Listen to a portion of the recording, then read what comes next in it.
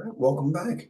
All right, so again, my first time through this iteration of it, but it's not that my first time through the material itself. It's just it's a combination. So again, everything now is completely aligned with the official content outline. For those studying, you should be able to go right back.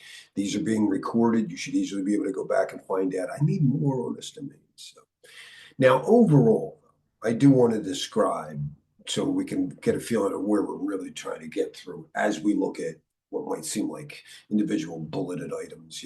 It's hard to tie together.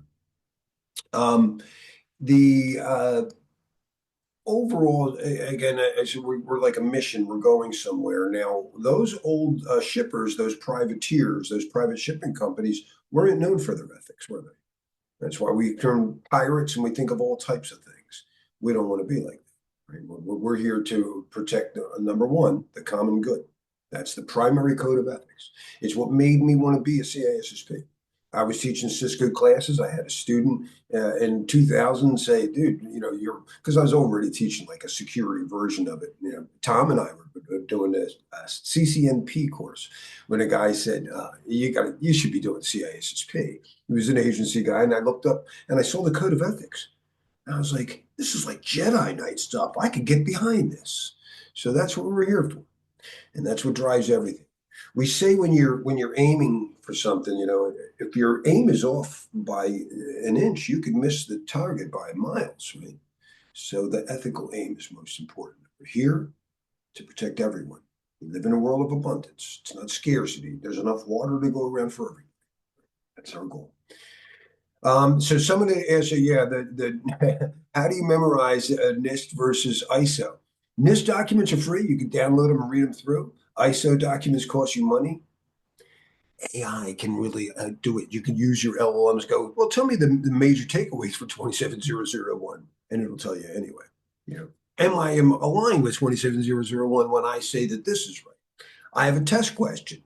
How does this compare to 27001 or something like that? So you can get around a lot of that stuff because your AIs have already read it. Our development life cycles, it doesn't matter again. So many people will get beat up on a development life cycle, and they'll come to my class and say, I had a question on development life cycle, and I'll describe, yeah, but what's their development life cycle? Because I noticed there's a lot of different ones. They all have something in common. What is it you want? Somebody's got to figure out a way to, so what, how they're going to do that.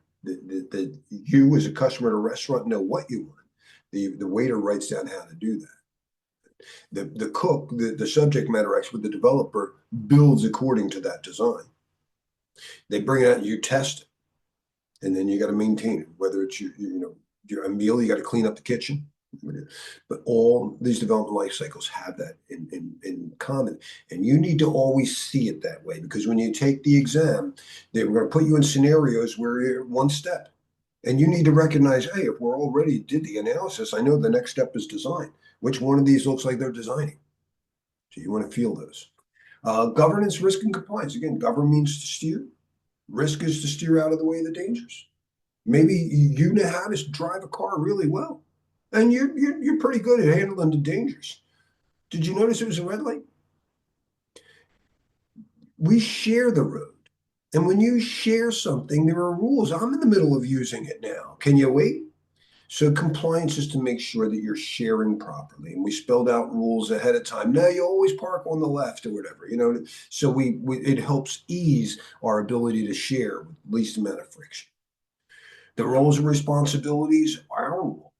CISSP is mostly a security expert that, like a waiter, will give customers. Our customers are all managers. They're all the head of some process area.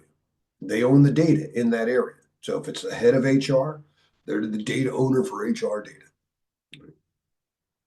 Now, we're going to see sometimes you can't own like PII, but they'll be stewards and controllers of that data, and we're the advisors. Well, I think you should do this. I would do that if I were. Just like a waiter can advise you on what's on the menu, but they don't decide what food you order. We have to respect those process owners, those data owners, and do what they want. Right? And we're going to understand various other responsibilities of our different roles, the developers and stuff, the testers, the operations staff. Security fundamentals, we want to understand that there's basically three ways we deal with a risk. Don't do it. You know how the best way of dealing with the risk of smoking crack? Don't smoke crack. You could prevent that, right? You could avoid it. But I don't prevent driving a car because it brings me too many other opportunities. So I accept the risk of overall, but I try to reduce it first. I reduce the risk myself first. Always try to do it yourself first if you can. Don't ask other people to do your work. Hey, would you get that for me? Well, why can't you get that? So try to do it yourself. And I reduce the risk by planning my route, through planning, heads up due diligence, by wearing my seatbelt, by having anti-lock brakes and stuff through various technologies, and through training. I learn how to drive, right? But I might decide on a given mission, I'm going to call an Uber. Even though I could drive, I really don't want to do that today. So you transfer the risk to somebody else.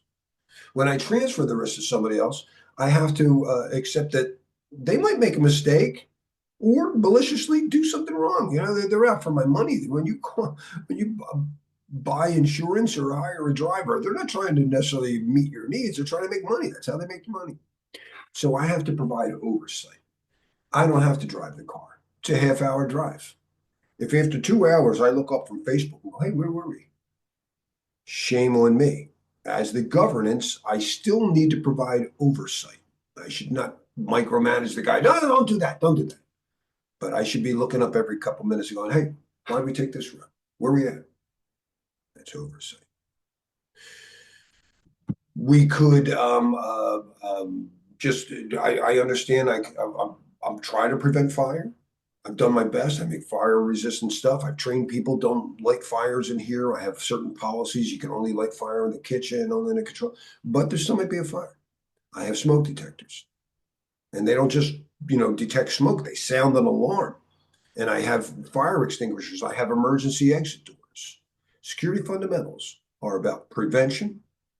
Try not to have these problems, but I have to drive them. Detection. I noticed the problem.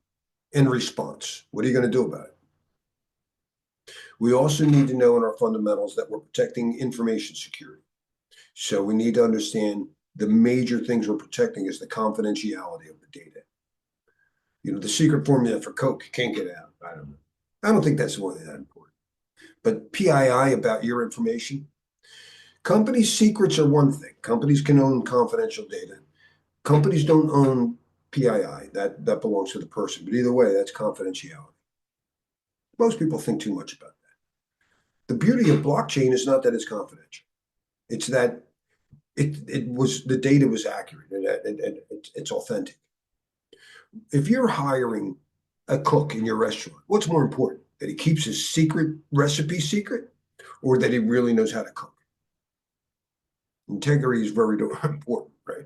And probably most important, that he shows up to work. Availability is probably the most important goal. I don't care how confidential the thing was. I hit it so well, I myself don't even know where it is. That's now a denial of service. And I've done that a few times. Very lucky my wife makes backup things. All right. So, and then HR security again, who is our first step? You got to not just understand that I have to understand the roles and stuff like that. But before I hire somebody, I want to make sure they're appropriate. During employment, things change. So I have to keep up on and make sure that they're keeping up with the changes and it's still appropriate. Right? And then when people leave the company, there are security procedures there. Right? Were they just leaving a friendly termination, they decide to retire, whatever. There's some processes for that. You review your non-disclosure agreements and stuff like that. Is it an unfriendly termination? Do you have to kick somebody out for stealing or something worse? You have to have processes for these. It's a lot of tasks in the official content outline. We will hit these. I'm not going to read this all over. Again, those first few things, our overall goal is to get that basic development life cycle. So if we're going to a restaurant in the context of a development life cycle, today, this morning, this first domain is all about working up to the point of getting the waiter. We're going to understand why we're going to the restaurant, why, what company we are, or whatever, the people who work there, who gets to go. But we're going to be working very closely with the waiter, and we're going to do a risk assessment, figure out what we really need. That's the major goal. The rest of the week is going to be designing architectures to meet those requirements. We're going to be cooking all the stuff that people need. So we'll go through all these tasks. Do remember that if you're stuck in any one task, you can just cut and paste it into your LLM assistant that we saw during the break and do questions right on. Our first is to understand our ethics. Again, the ISC2 has a code of ethics that I very, very much believe in. You're going to do that, number one. Your own organization probably has a code of ethics. You should do that too. As a band member, I try to, do the thing for the common good, but my band has a little code of ethics that we keep certain things among the guys. I don't know. I just made that up. I don't even know if that's true. I guess we do. The ISC2 Code of Ethics. Do know that these are resolved in order. So if there's ever a conflict, but that conflicts with this, your primary goal is to protect society, common good. Of course, we want to be honorable. I don't want to break any laws. Well, a law like conservation of matter, don't worry, Larry's not going to break that. But what about laws like men can vote and women can't? Human policies are not always fair. We're always working on these. They're always a work in progress. Right? We're not asked about which maybe on the exam. Okay, Arpita, you're governing that. All right. So if there's a conflict between the law and the common good, you would choose the common good. Maybe influence better laws. Provide diligent and competent service, and least important, very, very important. I hope I'm doing a good job here. Is advance and protect the profession. I really do consider it a great honor to represent this, and I hope I do a great job day after day, week after week. Your own organizational ethics, again, you're going to have some things, and it should be spelled out, and people know it. It's always good to have employee awareness programs where they're brought in this and some gamification of stuff. According to the ISC swear, we should say ISC2. ISC2 Code of Ethics canons, which principle is most directly related to maintaining trust in the cybersecurity profession? Feel free to paste your answers in the chat, and we'll definitely interact once you do.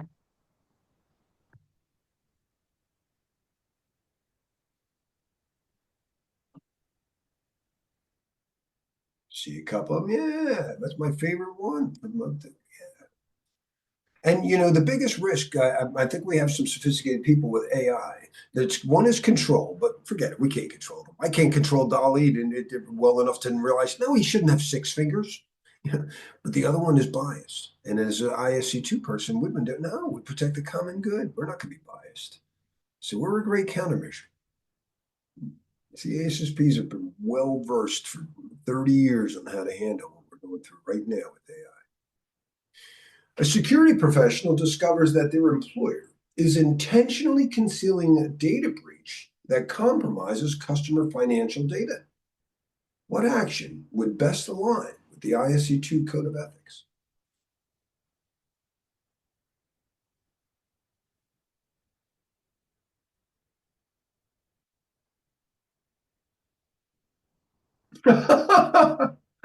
Oh, I love the A there. No, that should probably how a lot of people would do it because you whistleblowers tend to get punished sometimes. But I think I figured you meant that. Yes, notify the appropriate stakeholder. Sure.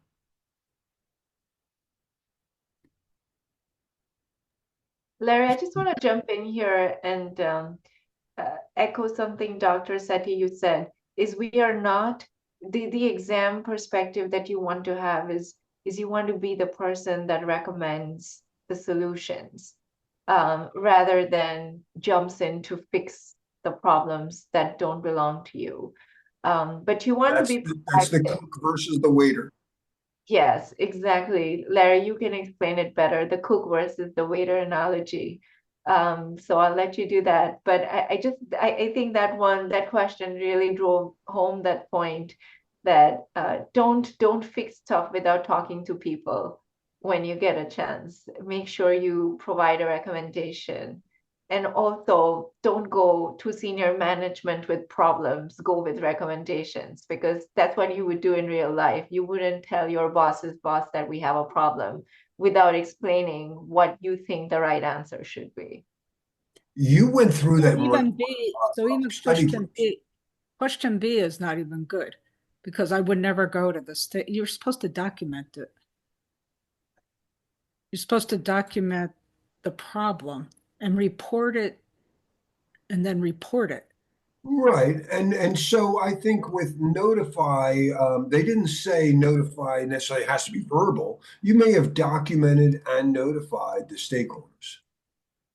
So I don't think B, just because it didn't have the phrase document deliberately or intentionally means don't document. This part, document the concerns, that's good, but quietly seek new employment is what makes A wrong. This No, part's fine. I know. They're not, I know, and it's not going to be this easy on the exam, but usually when you look at exam questions for something, what comes first or best, it's usually the word document. That's You're all I'm still, saying. especially in incident management. Whenever Yes, an incident, yes. that's such a great takeaway. The first step is document because you're not going to remember.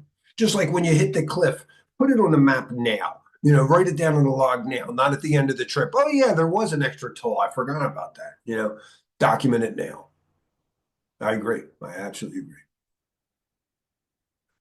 Let's move on.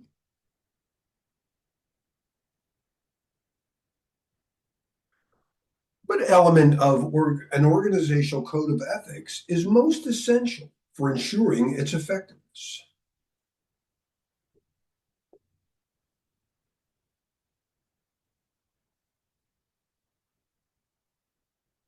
Hopefully, I touched on it. I liked the D employee compensation guide. Should I get paid for? But no, A. People will not follow rules if they think you're not going to enforce them. Yeah, but nobody cares about that. But if they see that you actually spelled out, you're not allowed to do that. And if you do that, you're going to get a warning the first time. The second time, you will be let go. And then you see somebody let go, people will stop doing that. What happened to Paul? He's going. And when they let him go, they don't usually have cake in the conference room. It's different when he leaves. Right? If it's a friendly termination, you might have cake in the conference room. But if it's an unfriendly termination, no cake. Yeah. I'm sorry, it's comedian. Anyway, yeah. So Larry, when you're doing these questions, right? When you presented the just one line statement, usually there's a scenario, right? That would probably be before it and then give you that one liner. Is that how the exam is now? They're a mix of knowledge base and scenario based. So if you examine my prompt, I actually do that and make sure that 50% are scenario based and 50% will be knowledge based. So that's and that's my feeling there. There's a lot of scenarios, and usually in the scenarios, you better know process steps. So but it depends on the question. Sometimes it was just what is the purpose of this technology. So sometimes they're strictly knowledge. Did that answer your question? Yes, it did. Thank you. Thank you for asking. All right, now our controls. When you're or actually our concepts. So when you're protecting information and you're dealing with compliance requirements, you're looking at other standards, they're all going to point to the CIA trial. It's just been accepted for years. So we kind of hit the CIA. I got to make sure, the things that are either private or secret. I think the trend today, it's pretty safe to say, more and more people want to see open source software. I want to see what's in the ingredients. I don't want to have secret formulas for Coke. I might be allergic to that secret ingredient that grandma likes so much. So for transparency, we're seeing less and less secrets, but the respect for privacy is also going up, though. So when it comes to personal information, there's a lot of, whether it's GDPR, California Consumer Act, there's new AI European regulations, there's an AI risk management framework now, and all these things are placing greater emphasis on privacy, which is personal, versus secrets, which are like shared stuff. Privacy always belonged, there's no data owner only than the subject who it's about. Companies can own secrets. But we'll see more. Now, integrity to most of these things would include authenticity and non-repudiation. If you're doing like a SOC report, reviewing a SOC 2 report or whatever, integrity is going to cover authenticity and non-repudiation. But I like to say that cryptographers at the ISC2 and around the world go, well, I can get integrity with a hashing out, but it doesn't give me any authenticity unless I key it. Well, symmetric encryption, if Bob and Alice both know the secret word, you can get integrity. Message authentication goes. It's how you negotiate a shared session key. I just sniffed one out last night from Teal, and I won't show it. But it's when the sender and receiver both know a secret value and then they hash something. But if Bob and Alice both know that this love letter that Bob wrote Alice came from Bob, but Alice takes it to the boss and goes, would you tell him to stop sending me love letters? Bob could blame Alice. Hey, she knew the secret word. She could have wrote that. So only in asymmetric encryption, only digitally signing things today, do we get an authenticity that can't be blamed on the other party. We both know the symmetric shared key, but only Bob has his private key. That's why I say confidentiality comes in shared secrets or private. Private is personal. Bob's private key is his personal key. So you would say that integrity is, from a cryptographic perspective, can also be broken down into authenticity and non-repudiation. So hashing gives us integrity. Encryption can authenticate that. Asymmetric encryption provides non-repudiation.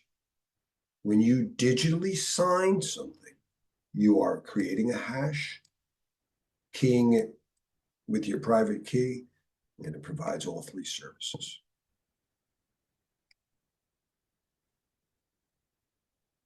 The certified in cybersecurity added privacy to that. So now there's 5 pillars if you go for that exam.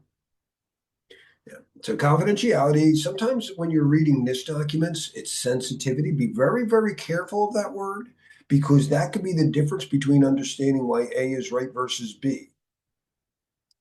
Criticality means availability. It's critical. I need it now, not tomorrow. I need this up within an hour. I got a maximum tolerable downtime of 1 hour. Those are criticality metrics. Sensitivity is, everybody know this. He's having a problem with his pancreas, or whatever.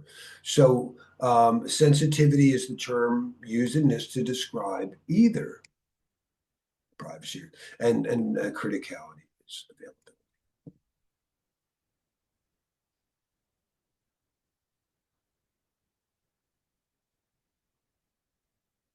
Privacy is different. Privacy, again, is growing. We are doing more respect for privacy. So, again, there's a lot of new laws, and understand that the traditional role of the data owner does not apply.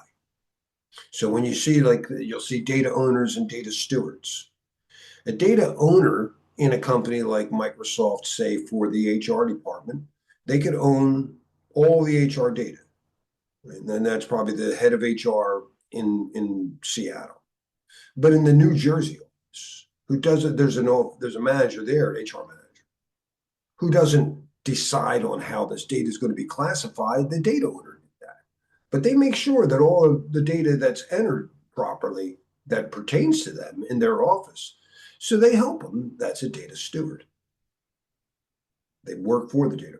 When you're dealing with PII, that's all you have are stewards. Everybody at whatever my doctor's office is a steward to my data. I'm still the owner of that data.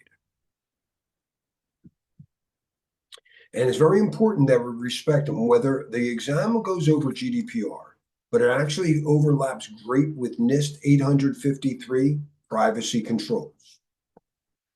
You require that first you notify me, we're collecting that data. And you have to tell me why. Why are you collecting? Oh, I don't know. No, that's a bad answer. We do privacy by design. So you better have a specific purpose of why you need my social security number.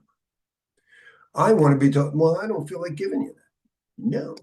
What did I just opt out of? It's really funny. I was like, really? Somebody wanted me to be a speaker at their event or something. I got this thing of a speaker, but I had to I had to fill out this form of all this data. I'm like, no, I'm not giving you that data. If you want to be a speaker, you call me on the phone. Allow for reviews. Imagine my doctor kept my blood type and somebody fat fingered it. And so instead of a B, they had an O and I could die. So we have the right to review my PII.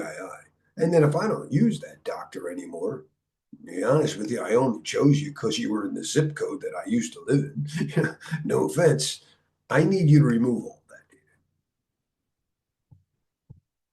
These are very important requirements, very, very tested. I like to say things like, this could be important in your near future. And again, they'll do it in the context. My exam, I had a number of questions on GDPR specifically, but it doesn't matter. They overlap very well with the way NIST works in privacy controls. Right, so the subject, only a person can own their data. When I give it to my doctor, it's under their control. You know what I didn't ask my doctor? Hey, who does your computers? You got them in-house or do you use them like AWS? That's not my concern. So if they did decide, yeah, no, actually, we don't have our own servers. We maintain everything at whatever Microsoft or Azure, or whatever, and they're processing the data. That's not what I made a contract with. I made a contract with you. So if whatever, maybe they were using Dropbox, and Dropbox loses my data, they get hacked. And I go to my doctor, hey, how come my information's out there? Well, you were supposed to be under your control there. And he goes, yeah, but it wasn't our fault. It was I didn't ask you to make a contract with them. As far as I'm concerned, you lost control of my data and I'm suing you. Please know that controllers are the ones that are responsible for maintaining controls. That's why they're called controllers. Now, you might argue, yeah, but in the context of their relationship, Dropbox was their controller. Then let them sue them.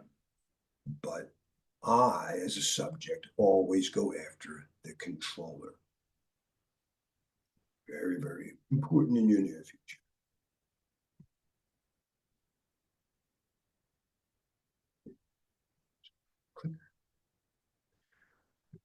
For authenticity and non-repudiation, I want to introduce a little bit about encryption. Just a little bit. There's my blockchain picture there. So hashing algorithms today, it's SHA. You may have read about MD5. You better not be using it. Not in anything that's going to be street legal today. Right? So we use hashing algorithms. To authenticate it, I can use a symmetric key. We both know the secret value. Bob will knows it's Alice, Alice knows it's Bob. They can't prove it to a third party. So that's what asymmetric algorithms allow. They provide non-repudiation. The private key that just belongs to that one person, PII, will sign the hash, right? And then anybody with the public key can validate it came from them. And that's how blockchain works. My mother taught me to learn from history, like when we hit the cliff, don't want to hit it again. But she warned me that it's rewritten by the winner of the last war. Blockchain gives us a history log that the winner of the last war will be able to overwrite it. We can learn from history. Of course, she also warned me, and it's only his, it's not hers. So we're getting more equitable from Afghanistan to, to Zimbabwe, men and women. And we'll get a much richer history. So real quick, don't worry about too detailed, and they don't get that detail. So might be all you really. Symmetric encryption is what we use, what we've been doing for years, since we've had writing. It's how we encrypt all data. The data that I'm having right now over Zoom is encrypted. They're encrypting it and they update it. If you knew that they were using AES and cipher block chaining mode, or excuse me, in electronic codebook mode, they got teased for that. No outbreak, and they switched to Gallia's counter mode as they should. The keys must be shared secrets, so I know it, and the Zoom, my Zoom client negotiated with my Zoom server, and they negotiated an AES key to encrypt all the data. You know what you can't put in a safe? The key to the safe. I need to protect the data encryption key and make sure nobody else can get it. So that's really what Diffie-Hellman did. The very first use of an asymmetric algorithm was to encrypt it. It's a key encrypting key. Take the server's public key, I create the deck or something like that. I encrypt it with their public key. Only the server can decrypt it. Now we can both communicate symmetrically. All I encrypted with their whatever RSA key was a 256-bit key. I didn't encrypt the data.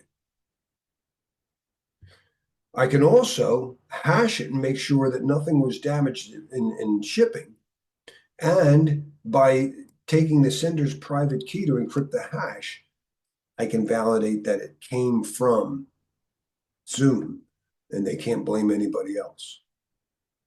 This is what all some encryption systems up to do today. Up to. So Wi-Fi doesn't use anything to encrypt the hash. Wi-Fi doesn't sign it. But it does use an asymmetric algorithm to generate a symmetric key, which you do to encrypt your data, and it hashes everything.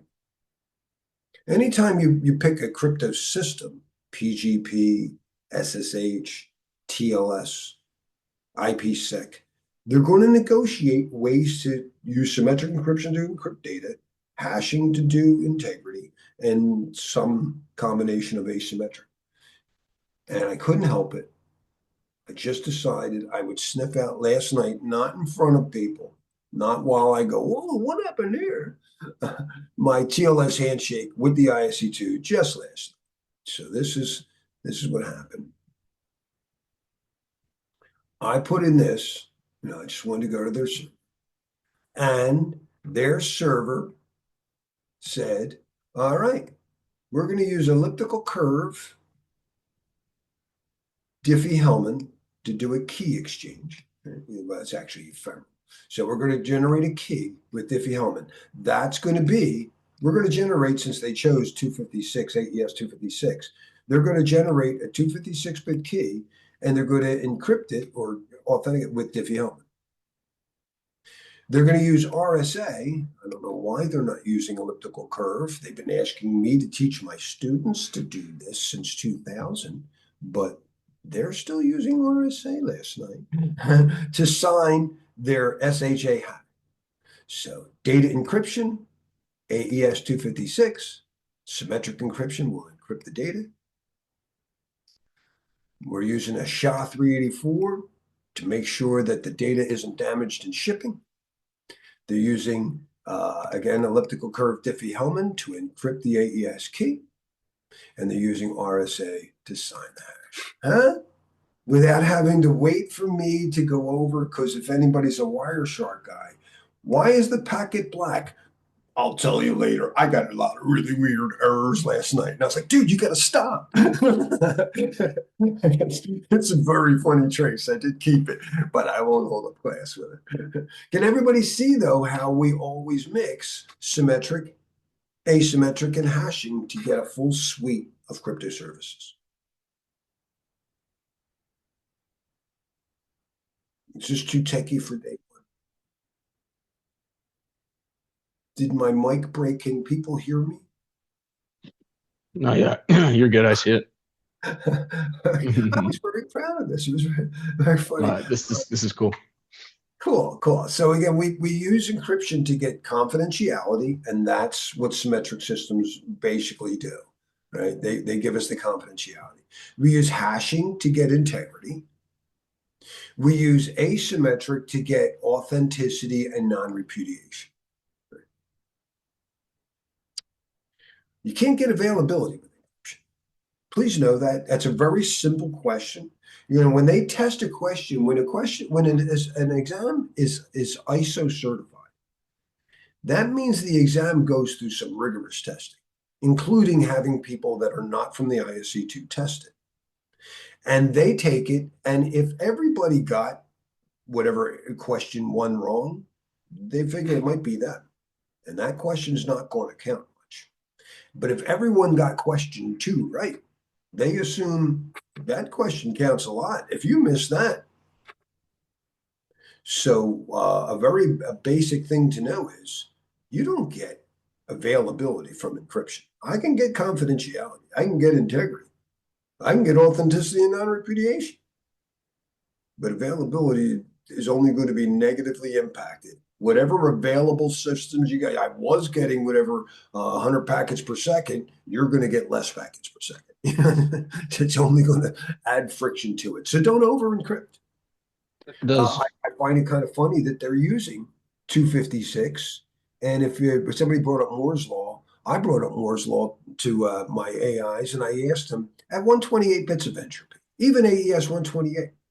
With Moore's Law, that's processing speed doubles every 18 months. When will we be able to brute force AES, assuming no other side channel vulnerabilities? And it was like 2065. I don't know that we need to do 256. That's a little weird. Just like SHA. SHA 256 is the same. Your SHA algorithm entropy strength is double whatever your symmetric. So to get 128 bits of entropy, I'd need 256 bits of SHA. I don't know that I need to do this. I'm more concerned with why are they doing an RSA? I would use elliptical curve there. Get way more straight. We're not going. All right, so this is the level of depth Larry can go to. But Arpita Gandhi is here to make sure that we stay focused at the right level because they're not very deep like this on the test. And Arpita understands the user experience much better. All right. Can I ask a question real quick about Yeah. encryption? Yeah. So CRLs, like so revoking private key and then availability on like a CRL list on that server itself, would anything that deep come up? Because I know that's technical, right? Yeah, I'm yeah, thinking that. yeah. So real quickly, I love picking on certificate revocation. All right, so the two ways we're supposed to do certificate revocation. The first way is I don't know who came up with this idea. Nobody thought this out. Right. Was to you get a certificate. It's like getting someone's driver's license or passport, and on your passport or driver's license, like a driver's license ID, you have a serial number and they wanted you as a cop on the side of the road go call the DMV. Hey, could you give me a list of all the revoked certificates that you got right now? Yeah, I'm going to read this on the side of the road at 2 o'clock. That was so dumb. Downloading CRLs was a terrible idea. By 2006, Microsoft found that it was so slow, they just turned off checking CRLs. You had to turn it back on. So what we came up with is what cops do. They just ask, hey, I got this number. Is it good or bad? Has it been revoked? Yes or no? And that's all of that. So that's OCSP. Problem is, if there's a denial of service and the cop calls the DMV and it doesn't answer, all applications I've ever looked at are built to fail soft. Hey, he's not answering. You look honest. Go ahead. Certificate revocation is not. Actually, we'll see this week that I am not a big a supporter of the current system. It worked well enough for up to them, but we need to fix it with a decentralized PKI ASAP. And it's already kind of happening. Did that answer your question? It did. Cool. Can I ask one question, Larry? Yeah. So as we are on the cryptography right now, so I'm trying to make a kind of like a mind map, right, between CIA is the basis, right? Like risk management framework, then CIA, right? So we are Yeah, talking that's about what every law you're ever going to come. That's what every standard's going to refer to. The right. IC2 added in the authenticity and non-repudiation. So one thing I'm trying to just not just memorize, but to understand the concept here. So basically, what you're saying is when we start with the basis CIA, so confidentiality would be the symmetric, asymmetric, they both come under confidentiality, right? And Yeah, then but what confidentiality, what is symmetric makes your data safe, right? They make sure that it's like a key to the safe. So that all the asymmetric confidentiality is to make sure that the key is safe. It's like a special safe to make sure only Bob gets the key to the safe. So the AES key is the key to the safe, but I'm not letting anybody get the key to the safe. I only so I can encrypt the key to the safe with Bob's public and make sure only Bob has access to the key. Does that make sense? got Yeah, it. but Larry, when you're doing TLS, you're using both symmetric and asymmetric because one's in transport, and then once it hits to the endpoint, then it becomes symmetric, right? Because you want it to be faster and available. That I Anything that you want understand. fast. That I understand. The only things you encrypt asymmetrically, you encrypt keys and you encrypt hashes. And no key is even bigger than 256 bits on the internet. No hash is bigger than 512. So you're not even encrypting a K asymmetrically.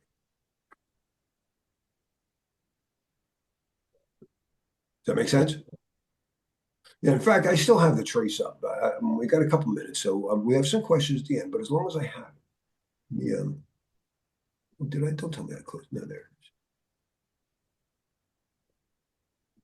So if I look at a client hello, when your browser goes to the client, it says, I know you want encryption, and I've got to pick a symmetric algorithm for data and asymmetric for, or excuse me, a hashing algorithm for integrity, and then asymmetrics to authenticate the hash and to ensure that only the proper person gets the key to the safe. So it knows a bunch of different asymmetric algorithms that you could choose. It knows a bunch of symmetric. They're all AES now, except for this new one that I haven't seen on an exam yet. And when I say new, it's actually been in Chrome for like 12 years. It's a new stream cipher. I don't know if it's tested yet, but it's very fast. I've never seen anybody select it yet, but everything else is AES. And then for hashing, you're going to pick some SHA, either 256. They have a 160 version. No, never to pick that. This should not be here anymore. It's shown we can make collisions against it. So your bare minimum should be 256, and this supports a 380. But you always pick a symmetric to encrypt the data, to make the data confidential. If you're encrypting your hard drive, you're going to encrypt your hard drive with like AES. You're going to check the integrity of it with SHA. Now, to make sure that you're the only person that can get the AES key to look at your hard drive, you'll have a private public key pair created. Your public key will encrypt the AES key. Your private key is sitting in, I have one on my FIDO key. I have some on my phone, but it could be just with a passphrase. I just put in my passphrase, unlocks my private key. My private key can get back the AES key, the data encryption key. Does that make sense? Yeah. One quick question I just remembered. For international, are you allowed to use AE It 256? is still on the exam to watch out for export rules. So no, you have your mind's in the right place for the exam. I don't know where they don't support this. What am I supposed to think that if Kim Jong-il wants AES, he's going to have to go to the website himself and click download? That is so silly. But you're on the right track. So her question was, we have a oh, I forget what about Arpita. Can you help me? Because we had this question recently, and you knew the regulation. There's a Oh, regulation on the the extra. Wassenaar What is it? agreement? The Wassenaar Yes, agreement? the Wassenaar Agreement. It's on the exam. That's the one. That's the one. Thank you, Maria. No, you're absolutely right. And you may have just helped a lot of people pass the exam, even though it's silly. I find it funny. We can't export strong encryption. He doesn't have an internet connection. Yeah, but not in his country. He doesn't have NordVPN. You ever talk to somebody in China and like ask them to go to YouTube and they're like, "Oh, I can't get that here. Hold on, let me load my VPN." Okay, there it is.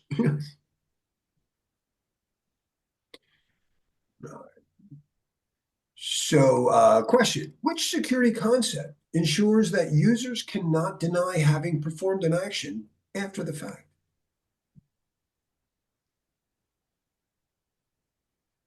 Non-repudiation. You can't repudiate. To deny, repudiate is to deny. And typically that is going to be something that's digitally signed. We want to do that a lot on this exam. You want your log files, if you're going to bring them in as part of a court case where those logs digitally signed, I know they were tampered with. Of course, device drivers, everything, digitally signed. A healthcare provider needs to ensure that patient records are both private and protected from unauthorized changes. Which combination of security concepts is most important?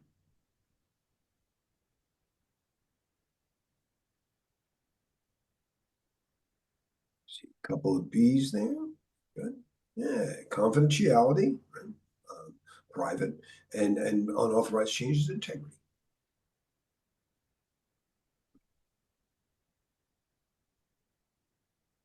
G-Day. You did a very quick intro, G-Day. It's great to have you back. I appreciate it. And I hope you appreciate the new format because you were in the last class and where it was completely different. Yeah, thanks, Larry. It's different, and yeah, I'm getting into That's it. that. I say, yeah, it's different, and I'm getting into it. Yeah, Well, I um, listen to you and other people to get more questions sparse throughout the thing. So I try to do that at the end of every task. I have 3 questions. right. A financial Thanks, system Larry. needs thousands of transactions daily. Which aspect of the CIA triad is most critical when ensuring these transactions remain accessible to authorized users during peak business hours? Well, when everybody's typing in availability, if it's not available, what good is it? I know a lot of good musicians that don't show up. And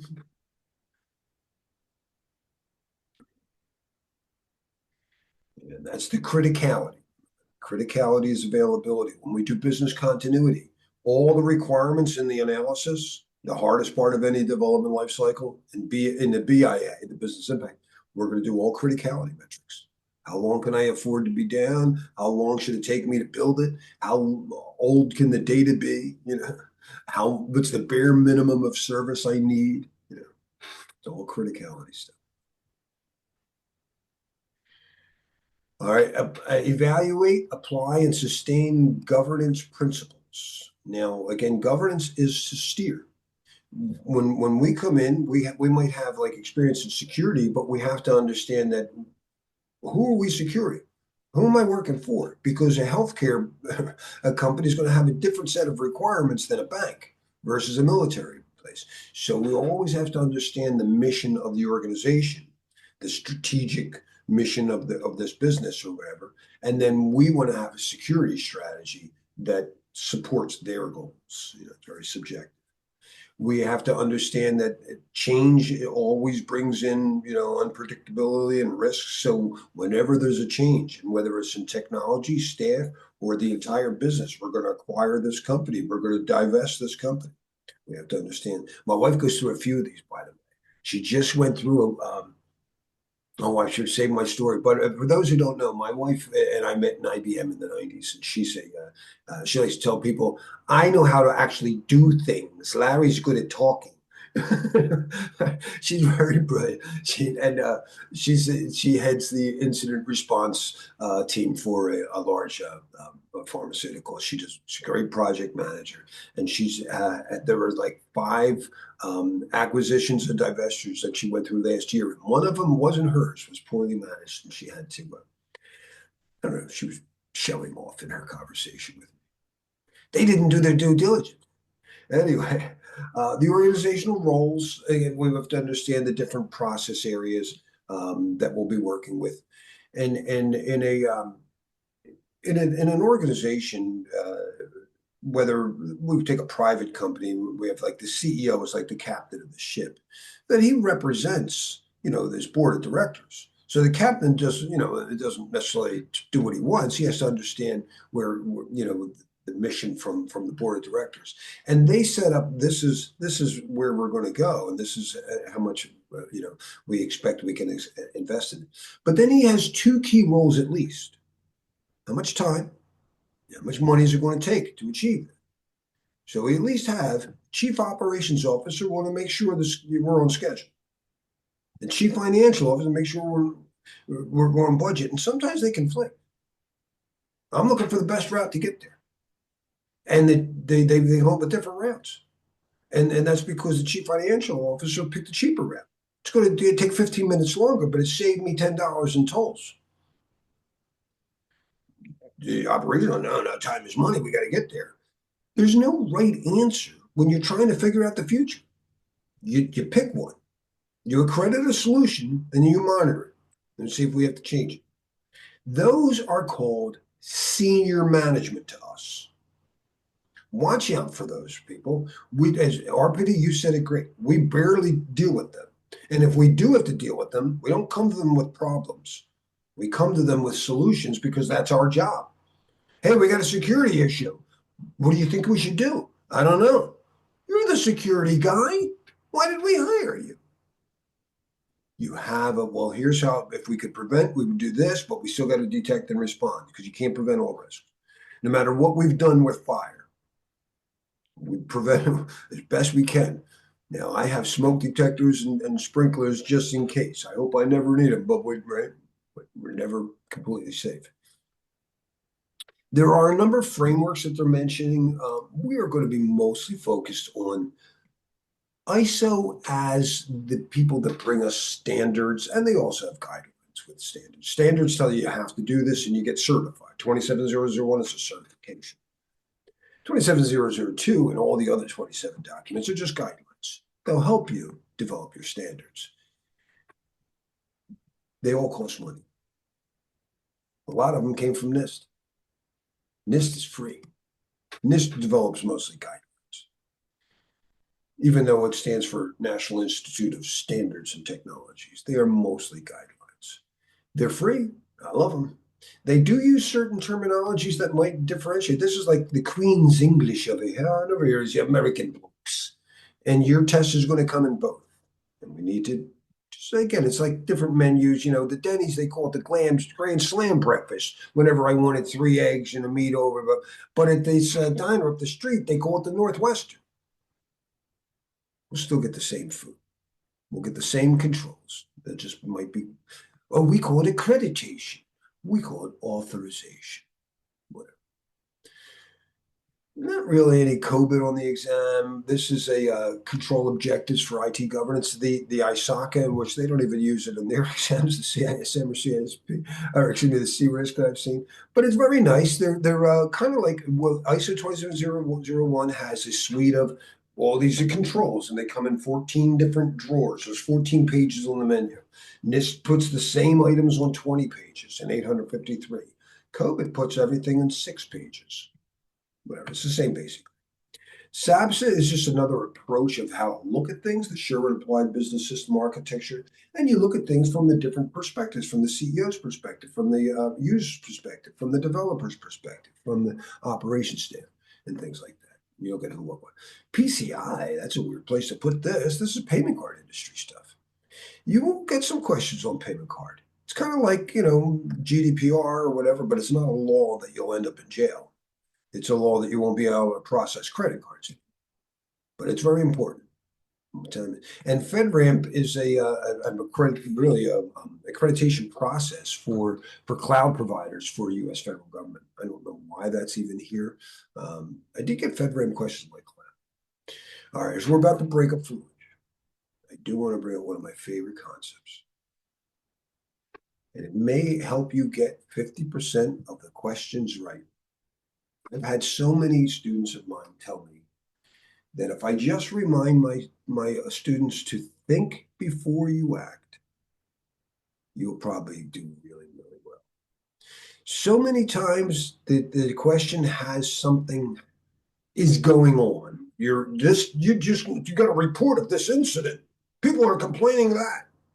Assess the situation. 3 of the answers have you do stuff. That's not what it. Hold on, you got to confirm the report. Just because the smoke detector went off doesn't mean there really is a fire.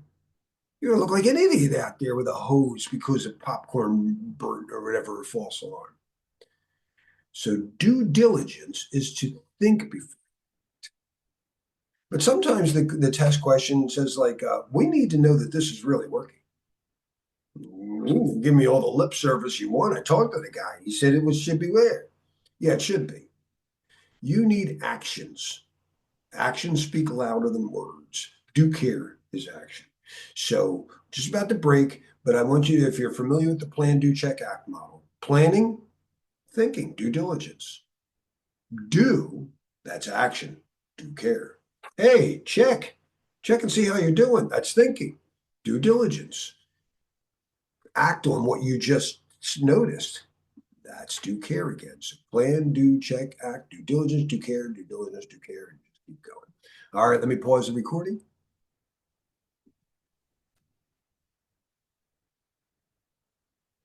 All right, so we can governance is to first provide the plan, the scope of where you intended to go. Why are we doing this? Why are we selling cola for?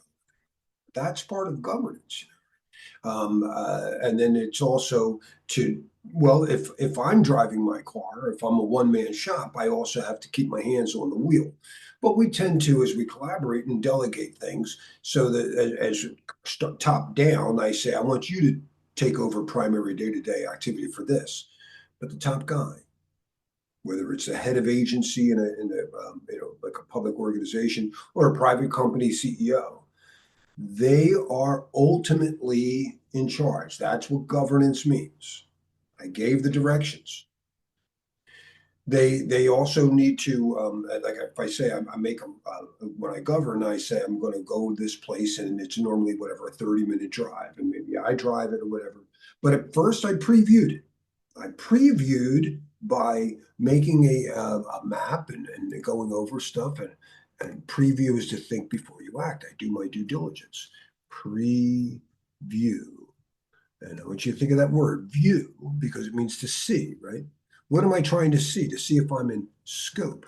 So that's all actually has something to do with seeing already. I told you where to look at, and then I'm looking at how to get there. And I figured out about how much time and how much money it should cost. And then when you're driving behind the wheel, you better watch the road, because I don't care what you plant on the map. The deer that jumps out in front of you isn't on the map. So you must continuously monitor. But I transferred the risk to somebody else. I don't have to do that. Who's watching the guy who's watching the road? That's oversight. Again, both words mean seeing. Monitor, I'm looking at it. Sight, I'm looking at it from a bigger perspective. And then afterwards, let's make sure. In the preview, I said it should take a half hour. It should be about $5 in tolls. Let's review and see if that was true. And these are when we do whatever audits and stuff, and make sure that I really did stay. You know, and maybe I found a better way. Maybe you said it would take a half hour. I found a route that only takes 20 minutes. Let's improve the plan. So this is the process. We're always, you know, redefine the scope, blah, blah, blah, blah, blah, blah, blah. But it's all governance. It means to see. You can't If you're not paying attention, you're not governing. And we know the importance of looking before, doing it, and taking another look. Strategic alignment, make sure, again, that your security plans are designed for the organization type and whatever that you're working for. Again, don't design a bank's security controls for a hospital. That's not going to be aligned properly. Risk management is two things. That you do your due diligence, you think, you do a risk assessment, I think we should do this. And then risk treatment, we're doing something. And then we're always monitoring, looking for improvements. Plan, do, check, act. Performance metrics. What am I checking? How will I know when I get there?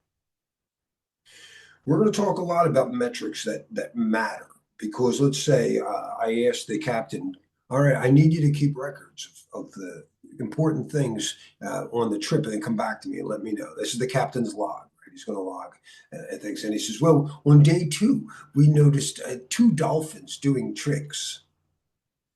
Yeah, how much time and money did you spend for the whole trip? Oh, I didn't keep records of those. When you measure things, be cognizant of the fact that we tend to measure whatever we like. I measure subjectively the price of guitars. The price of that Gibson SG has not gone up as much as I had hoped when I invested. I still love it. I'm going to do something about that. But I don't know. You measure those, that's very subjective. You know what everybody measures? Time and money. So when you start with metrics, always start there. And then measure how much time and money did you actually not read this? Did you waste? Did you scrap? Like, did you take a wrong road? Did you get lost? Did you pay for a toll and realize there was a free road? We may waste things. I know I'm not perfect. I find grains of rice, coffee bean fell, whatever. So we have to monitor how much time and money we spent, and then also how much could we actually have saved. And that's how we get process improved. But we'll define other metrics. I might have a KPI, a key performance indicator for my data center, because temperature is very important. I need to measure the temperature. So we've decided to use a thermometer that will provide key performance indicators of the HVAC and let me know how well it's performing. On that temperature gauge, I've outlined normal and then abnormal conditions. I've got a green area, and then I've got, it's getting a little warm, it's a little orange, and then I have a really hot area, danger red. Those are key risk indicators. As a security person, we may be not a manager of people. We may be the person who's responsible for the data loss prevention system, or the person responsible for the firewall. We're the risk owner for that for that control. That's not like the data owner. They're the risk owner for the data. But if you administer the mail server, you're the risk owner for the mail server. Right? So we'll have key risk indicators for those. Maybe you patch a server, your server's under your thing, you're a SQL guy, and you have a key risk indicator that says, a KPI that says, watch the patch application from the time it was released. When was it tested? When was it actually applied? And your KRIs would be like, after 30 days, we've got a problem. And then you monitor, how often did we go over 30 days? Right? So those are key risk indicators that relate to our key performance indicators. You guys are being very quiet. I have a question. There we go. So when I did I hate to compare, but when I did my program management, we had a bunch of KPIs all over the place, right? So when we talk about KPIs for this specific exam, I just want to be clear, right? Are we talking about, will the question gear towards technical or more on the management side? Because there's a difference, right? KPIs, what? No. I don't think we should just worry about technical. I think they could very much be administrative. And Arpita, right, you're probably a little bit better versed on that. Yeah, that's why I'm asking. Do you know what I mean? Could you have KPIs on program financial and Compliance. Has the risk assessment been done yet? There's a merger and acquisition. Who's doing the risk assessment? Right, right. No, those are, thank you for bringing that up. No, when we have controls, for anybody who's new to this, the ISO, the Federation, and NIST sees it a little differently, but we mostly think of technical controls, like my firewall, my IPS. I think of physical controls, and there are questions on the thing about how padlocks work, but there are also administrative controls, and that's what Maria was just bringing up. An administrative control be, how come we're rolling out the software, but no user training was done yet? Right, and that could be a risk issue, a risk event, and the people haven't been trained yet, so we obviously can't roll it out. So very good point. So my question to you, just real quick, so everybody knows on the call, do we need to know those steps for the new exam? The different steps on risk, like, the risk threshold and all that other stuff, right? Well, the risk steps that I saw over and over again are probably directly from 837, and which Okay. confused some people because it's from 830 was when they first specified it, but that's an old doc. Yeah.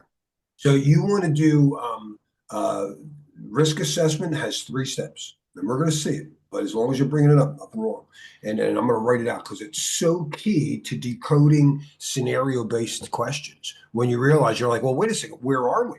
I need to know, was this done? Because then I'll know what to do next. Because the questions often say what to do next. So in risk management, there is assessment, the due diligence, and then there's the due care, there's the treatment. In risk assessment, it is common knowledge that there are 3 steps. 1, you identify. 2, you will analyze. And then 3, you will evaluate. And we're going to see these very important steps and how they trip you up on a scenario. You identify your risks by identifying, first of all, what is it you're trying to protect? My assets. All right, my asset is my phone and my guitar and my is it vulnerable to some man-made or natural threat? Well, I'm not worried about my car or my house being stolen, might be broken into. I'm not worried about my cup being wet. It's not vulnerable, but some things are vulnerable to these man-made or natural threats. So I list out the man-made and natural threats that we deal with. And then I go back and I go, well, if the threat was water, is this asset vulnerable to that? Is it waterproof? Is this fireproof? And then we identify vulnerabilities. And this is where a lot of questions come in. They have you maybe run a vulnerability scanner, and you have a list of all these vulnerabilities, and they have you evaluate treatment options. You're like, not yet, pal, because I need to know how. First of all, when I analyze, I confirm it. Just because your thing said I had a vulnerability, I've seen false positives. And all right, so it could get damaged. What does that mean? If I get scratches on the bottom of my car, how will that affect my driving? Impact. And if it doesn't impact me much, what do I care? But if it is a high impact, I mean, Larry, I'm telling you, if the moon crashes into the earth, it's bad. How likely is that to happen? So always do that. There's a number of questions, and they've been doing it for years. It's one of their default test making things. They have you in a scenario, realize there's a vulnerability, and you're trying to evaluate ways to, and what you're doing is you're looking at it. When you evaluate, you're doing a cost-benefit analysis of the cost of the control versus the risk it actually reduces. You'll save yourself $5 if you spend $1 million. It's okay, I'll live with it. Right. So, but don't do that. Don't look at the ways to prevent, detect, or respond and do all that. Make sure you confirm the results. Make sure you did an impact analysis. There's like a dozen questions could show up like that. where they put you in a scenario, something was reported, that an expert said that those things could be breached. Just because he said it could be breached doesn't mean it actually could be. Or yes, and the worst loss would be this, and it's unclassified data anyway, or whatever. And the likelihood is extremely low. So make sure you know all that stuff. Was that the steps you were looking for, Maria? Yeah. Yeah, you explained it nicely. I like that. Thank you. Yep. Oh, awesome. Thank you for bringing it up. I mean, you're explaining a lot of stuff that was very unclear to me from 3 other instructors that did not do that, what you did today. So I appreciate it. Thank you. Arpita, somebody might be bucking for your position. I'm ready to do That's I fantastic. was gonna say you made his day. Well, thank you. Yes, yes. But I hope I'm so. glad Because you're aligning what you're aligning the care and due diligence with it. So it's very helpful because questions are going to come up like that, right? Well, as And you're long as we're here and you're complimenting, maybe you'll like the way I finish this out. When you treat it, and I already said it kind of about this. Hey, we're thinking of smoking crack. Don't do that. Avoid. Don't. Well, we're already. Cousin Bobby is smoking. Tell him to stop. Termination. So maybe there's no business case to have Facebook supported, but you already had it in there. And afterwards, you did a risk assessment. We don't need this, so you terminate. But there's a lot of things like on the exam, it's almost always you're thinking of moving something to the cloud. You're thinking of moving it to the cloud. I don't want to avoid it. I want to consider it. So we're going to try to reduce it. We'll reduce a lot of it ourselves. We reduce that through, again, through like when I drive my car through planning. I plan my route. I wear my seatbelt, and I learn to drive. I could get somebody else to drive. I hire an Uber, let you drive, and I transfer. And he says, hey, you want me to carry your bags for you? No, I'll carry them. At a certain point, whether you're getting insurance for a car, they want to keep selling you stuff. You know, we have alien invasion insurance. You go, nah, I'm going to live with it. Oh, it could happen. You're going to accept it.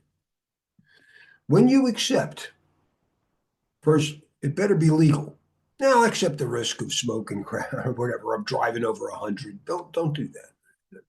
When you accept, make sure that you're not breaking any laws. And remember, all you're accepting is you won't prevent. You still must have smoke detectors. Must still detect and respond. I'm accepting it can't prevent all fires. What do you want me to do? It's the nature of being a kitchen where we have these grills. But I'm doing my best, and I do have smoke detectors, and I have ways to handle it, and that's business continuity plans. Which something I don't like about the delivery of this. They actually have us do business continuity in this before I do risk management, so maybe that helps too. All right. So against risk mitigation, we have a whole section coming up. Sorry, Larry. I just wanted to make sure we got to Ross's comment. Do they hide vulnerabilities by the title of who reports it, Ross? Was that a recent question that you asked? Yeah, I just put that in there. So like the most right answer, or maybe they're like trying to get you to the treatment option versus the actual reporting option. Like Dr. Sete was referencing. It's like, hey, the senior VP of cybersecurity risk has reported that there will be a breach within these assets for this customer. They're putting all these hype adjectives in the question. The answer is report on it and check it, or it's like remediate immediately. We're gonna have loss or It's never something. that. It's Okay, always just curious. But are the questions kind of like that? It's more so my yeah. question. Yeah, I think they are. In many ways, Okay. they are. Yeah. And you make sure that you don't just, when someone says jump, you don't say how high, or Yeah. you don't So just jump, put it that it's a way. check your ego and emotion at the door kind of thing as you read these questions and just Be be. logical. Do what Spock would do. I don't know if you know. Of course, yeah. Live long and prosper. The only difference between Spock and the real exam is Spock would take forever. And it's like insufficient data, Captain. I've never been to this planet. I don't know who Ron Rivest is. It's not A or B. And Kirk would go, Spock, we haven't got time. and it'll just pick C. Why did you pick that, Captain? Because we haven't picked C in a while. And that's not what Spock likes to do, but you need to move on. You need, other than that, be as logical as possible. Watch them. I think Shatner's your favorite captain, right? No, it comes close, dude. He's so crazy over the top. All right, You know, so we're just constantly in a state of flux. We're always changing. So, and it's never been more dynamic. So we're looking to make it for the better.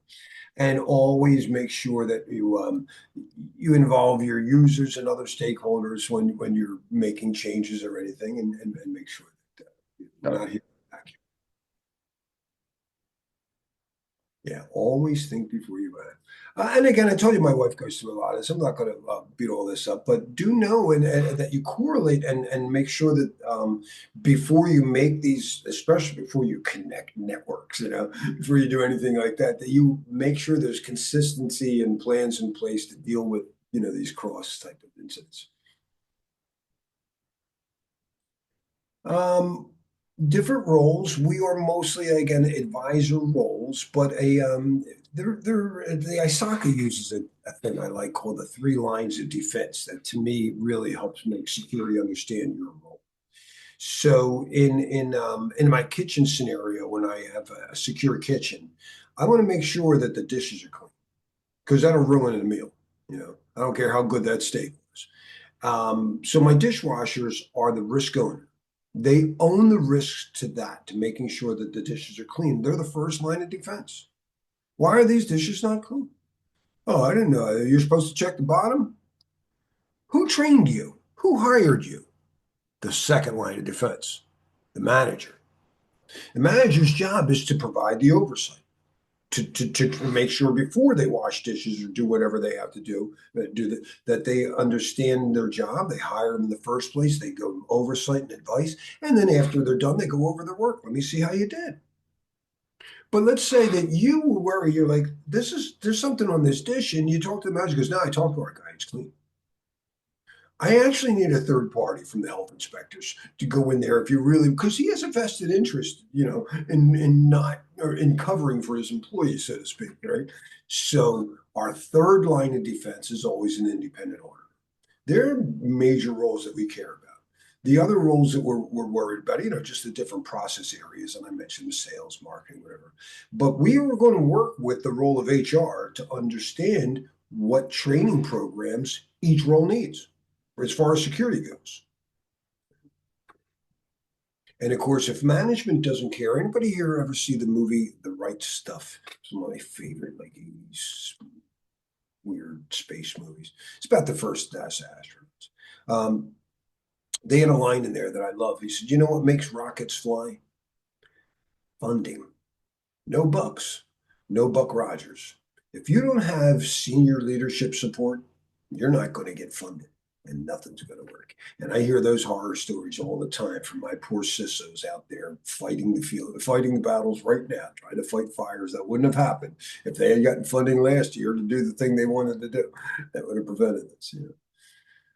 There's a lot of different frameworks. We talked about them. We're not going to beat them up. Do know that ISO is the federation. That's the international stuff that everybody from Afghanistan to Zimbabwe. And 27001 is a testable thing. It's there to ensure that organizations, it's like get their driver's license or their ship is ship shape for international business. If you're not doing international business, I don't know that you need to get that. If you're not going to be flying internationally, do you need a passport? It's not cheap, but it is still heavily tested. There's a number of supporting documents that are just guidelines. Only 27001 is a standard in the 27 series. NIST, I already mentioned all 3. I love it. The other ones we're not going to beat them. It is So nice. I have a question, Larry. Yeah, So in yeah. terms of ISO and NIST, because those are the two you highlighted earlier, right? Those are the two main areas to kind of have to read through, right? Read up ISOs and like 27,000 cities and 31,000 cities, right? And then we have NIST. So between those two, based on scenario-based questions, right, in the exam, I'm just trying to gather from you like the key point to remember. The ISO you're saying is the federation, is Federations, international based.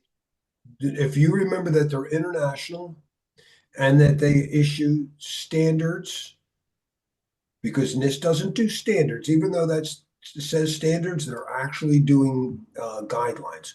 Guidelines. Who to NIST creates standards? Anybody know? Who actually creates US standards for like crypto? There's a new one wanting us to migrate to post-quantum computing. Federal Information Processing Standards. So FIPS might show up. I find it wrong because it's supposed to be an international test. These are US based, but it is common that people around the world understand the US created a lot of this stuff, and a lot of ISO documents actually refer you to NIST. So it is really good. And again, this is free, and I absolutely love it. So, but there's no standard. You don't get NIST certified. You get ISO certified. Does that help? Okay, that helps. Yeah, thank you. Welcome. Yeah, the NIST that they use for alongside with the ISO 27001 is the controls, because it's stronger, has stronger controls. That's what they use together. Does that help? Yes, it does. And since you said it, I'm going to put it down there because I love pointing that out. You beat me to it. So what NIST does, and this is a certificate. So let me just say, this is a certification for organizations. It's not a person get it. And it requires, just like you have to go to and take your exam, it requires an audit, a 27001 audit. Where this has a similar thing. Think of 27001 as a menu, right, for a waiter, and it's got 14 pages of, oh, these are your whatever business continuity controls. These are your communication controls. Good. It's like a menu. And NIST does the same thing, only they have 20 pages. And as Maria just pointed out, it's SP 800-53. So this is, and they even have an appendix that cross-references 27001. So they're very well aware of each other, and they're great. This one's free. I highly recommend that you become familiar with at least the titles of the pages and there are 20 different families of controls. And I very much recommend it. Again, the family for PII will answer every GDPR law. Good stuff. And one more thing to add here, I learned through other training is that these numbers, right, for ISOs, like 27001 is like the lower number is like more like focus on higher things, and as you go more low, 27002 or 3 or 4, that's getting more in depth. Is that? Yeah, I think they just add numbers like, hey, we should do a thing on 27 that's just about business continuity. Anybody using 31? No, we'll use 27 on 31. What about risk management? We already gave that 5. I don't know that they have them, in order of importance or something. But there's a lot of 27, that's for sure. But they're all guidelines.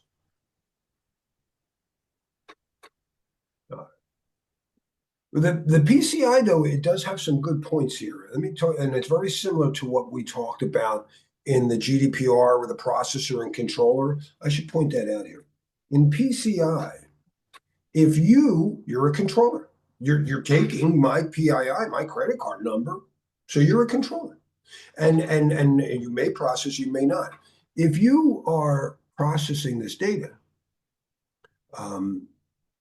or controllers must encrypt. You better encrypt my credit card number, at least while it's on the disk there. But what about when it's processed in memory and you read it at the SQL server? Well, why is nobody's at the SQL server? Customer agent looked it up, looked up your thing, your credit card number got decrypted on the server. Make sure that the customer service agent doesn't actually see it just because it's decrypted at the server. They're only going to get back the last 4 digits. That's masking. And Suppose you actually take that data and go to AWS, and you were supposed to control it, and now they got to decrypt. No, I don't want you giving it to them. I don't know it as long as you have it, you can decrypt it for services. I don't want you giving anybody my unencrypted. All right, then we'll hash it and we'll create a token of it. Tokenization. So watch out for that in PCI. It's very much a PII type of thing. If you handle my doctor, whatever handles my credit card number, he must encrypt it. And when any customer service agent looks it up right there, that must be masked and they only see the last 4 digits. And if he's using AWS to handle that, my credit card number is not there. It's just a hash of that. It's an NFT. It's an FTI. All right. Good stuff here. Anybody can tell the difference between GDPR and PCI DSS? Like, what's the key difference between these? Very, very common knowledge, big difference that I maybe didn't cover. I thought I said it before the break. GDPR is European. It doesn't apply to US. Well, it's European. What are some of the things that can happen? Is it a law? Is it just A law. You're not allowed it's a to law? disseminate personal confidential information unless they're authorized to do so. Where PCI is is an industry regulation. Yeah, It's not. industry, right? GDPR does apply to the US if you have EU data. So it is not that it's only applicable. Yeah, that's what I meant. I mean, okay. that's what I Yeah, meant. If you're international, yeah, it's going to apply to you as a company. Yeah. If you house any of their data, remember the PII, the owner of the data is the person you're processing. So it doesn't matter where you are, it matters who owns the data, and that's the subject of the data. So question. I'm a European student going to NYU. Is my personal information still GDPR? Oh yeah, NYU has to comply to that. I know, I'm just saying, because sometimes people get confused, right? Oh, well, you're not in your country, you're in our country, and it doesn't apply kind of thing, right? Right. And that's why they had to make the law. So that's the whole point of the union came together, the European Union, and said, we're going to enforce this to protect our citizens. If our citizens are in your country, you better be protecting our citizens, or we're not going to let you process our citizens' stuff. NYU would no longer be allowed to handle European students or be subject to heavy fines. There have been like multi-million-dollar fines against both Google and Facebook as soon as it came out.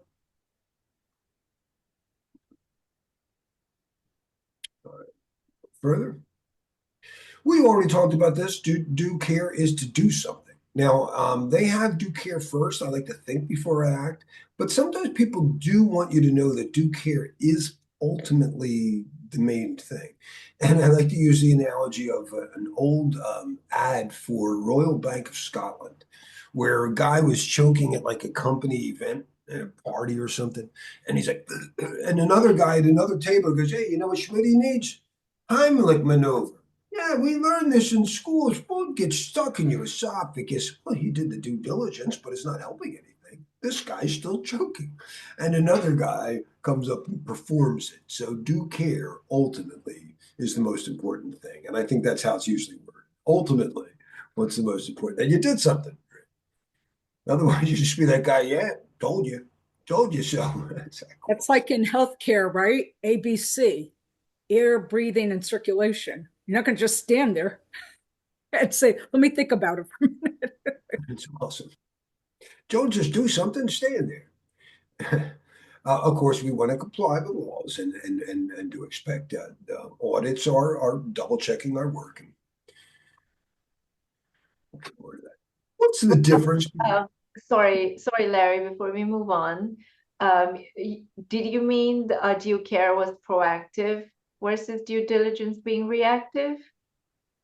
No, that would be a bad thing. That would be like but that But I just wanted him to clarify the comment. No, Yeah. no, I like to say I Yeah. want to think before I act. But in a scenario, if someone said, ultimately, which is more important? And I go, well, I'd like to make sure you did think, but if you don't actually perform the Heimlich maneuver, it's useless. Hmm. I don't remember an actual real exam question. It was a very popular practice question back when I taught for Sean Harris.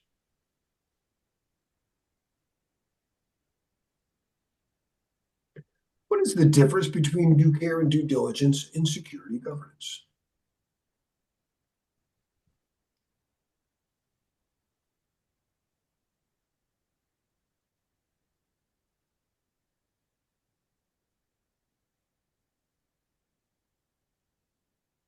There is taking action while doing research. Yep. Think before you act.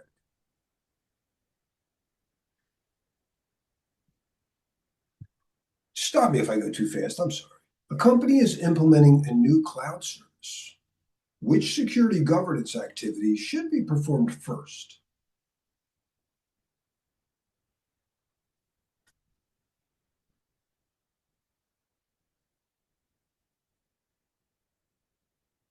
Yes, yes. I just went with the longest answer. I try to tell my LLMs, don't always do that. But yes, we always want to watch out that we are aligned with them.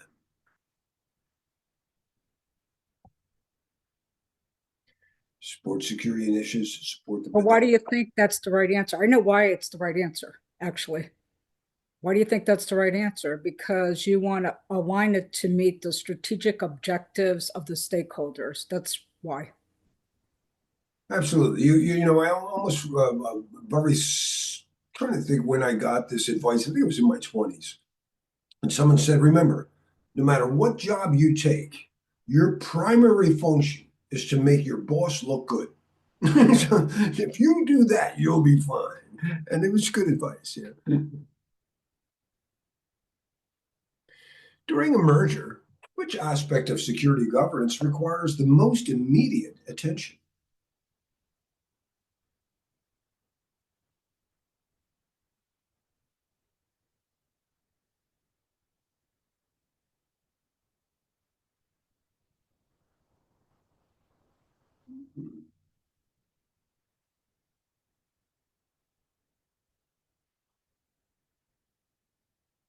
Train them on tools? It's a little specific.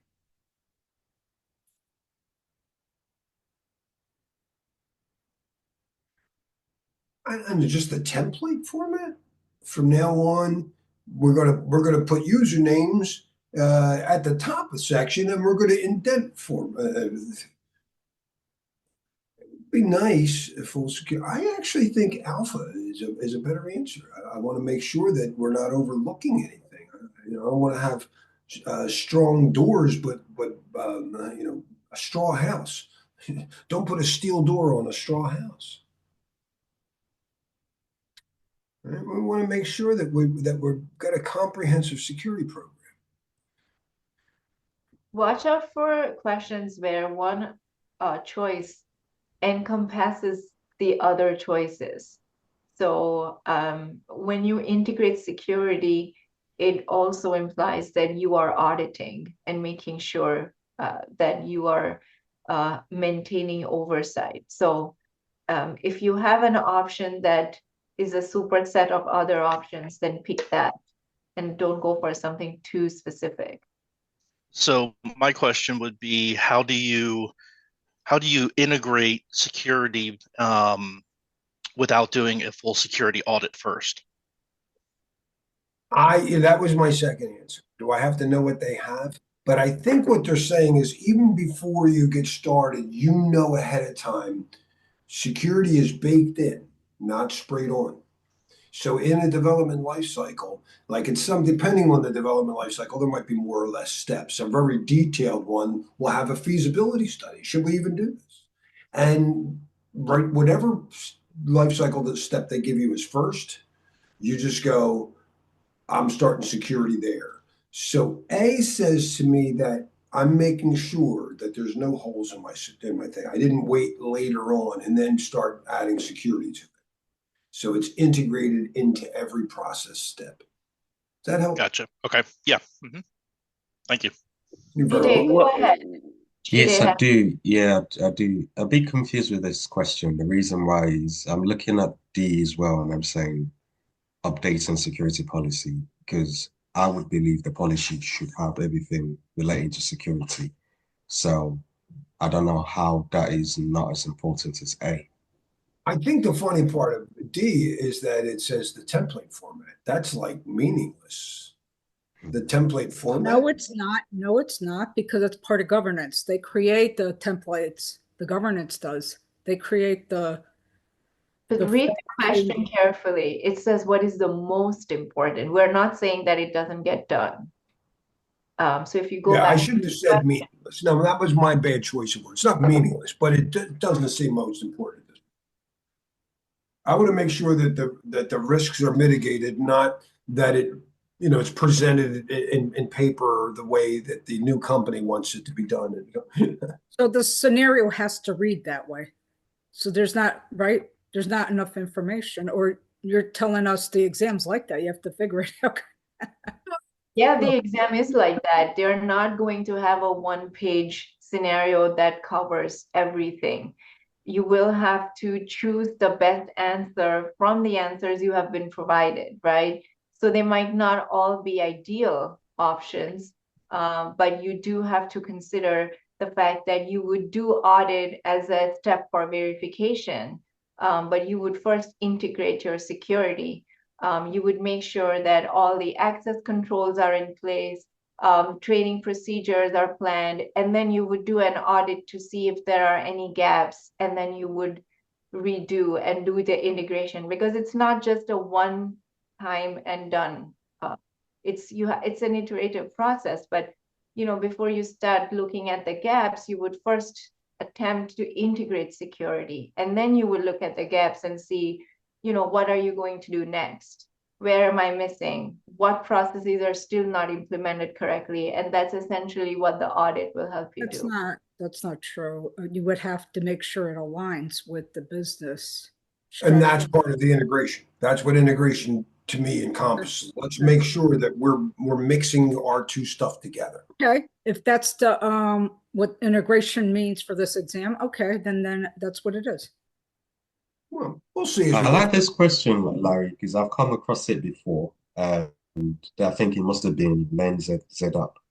And I think if I'm correct, they might have gone with the policy answer because they're not focusing. I mean, this is probably your way of your own question, but it was very much similar. They see policy as more important than security because security should be something, yes, you should always consider, but the policy should like, cover everything as a whole. So this is why I thought I'd go with D. It's not, I mean, because I've been caught out on this sort of question before in the past, and I just thought it'd just be nice to get an understanding of it. Because they were just saying it like you don't take security as number one. That's the way they look. If the policy is right, then security would always, but security shouldn't be.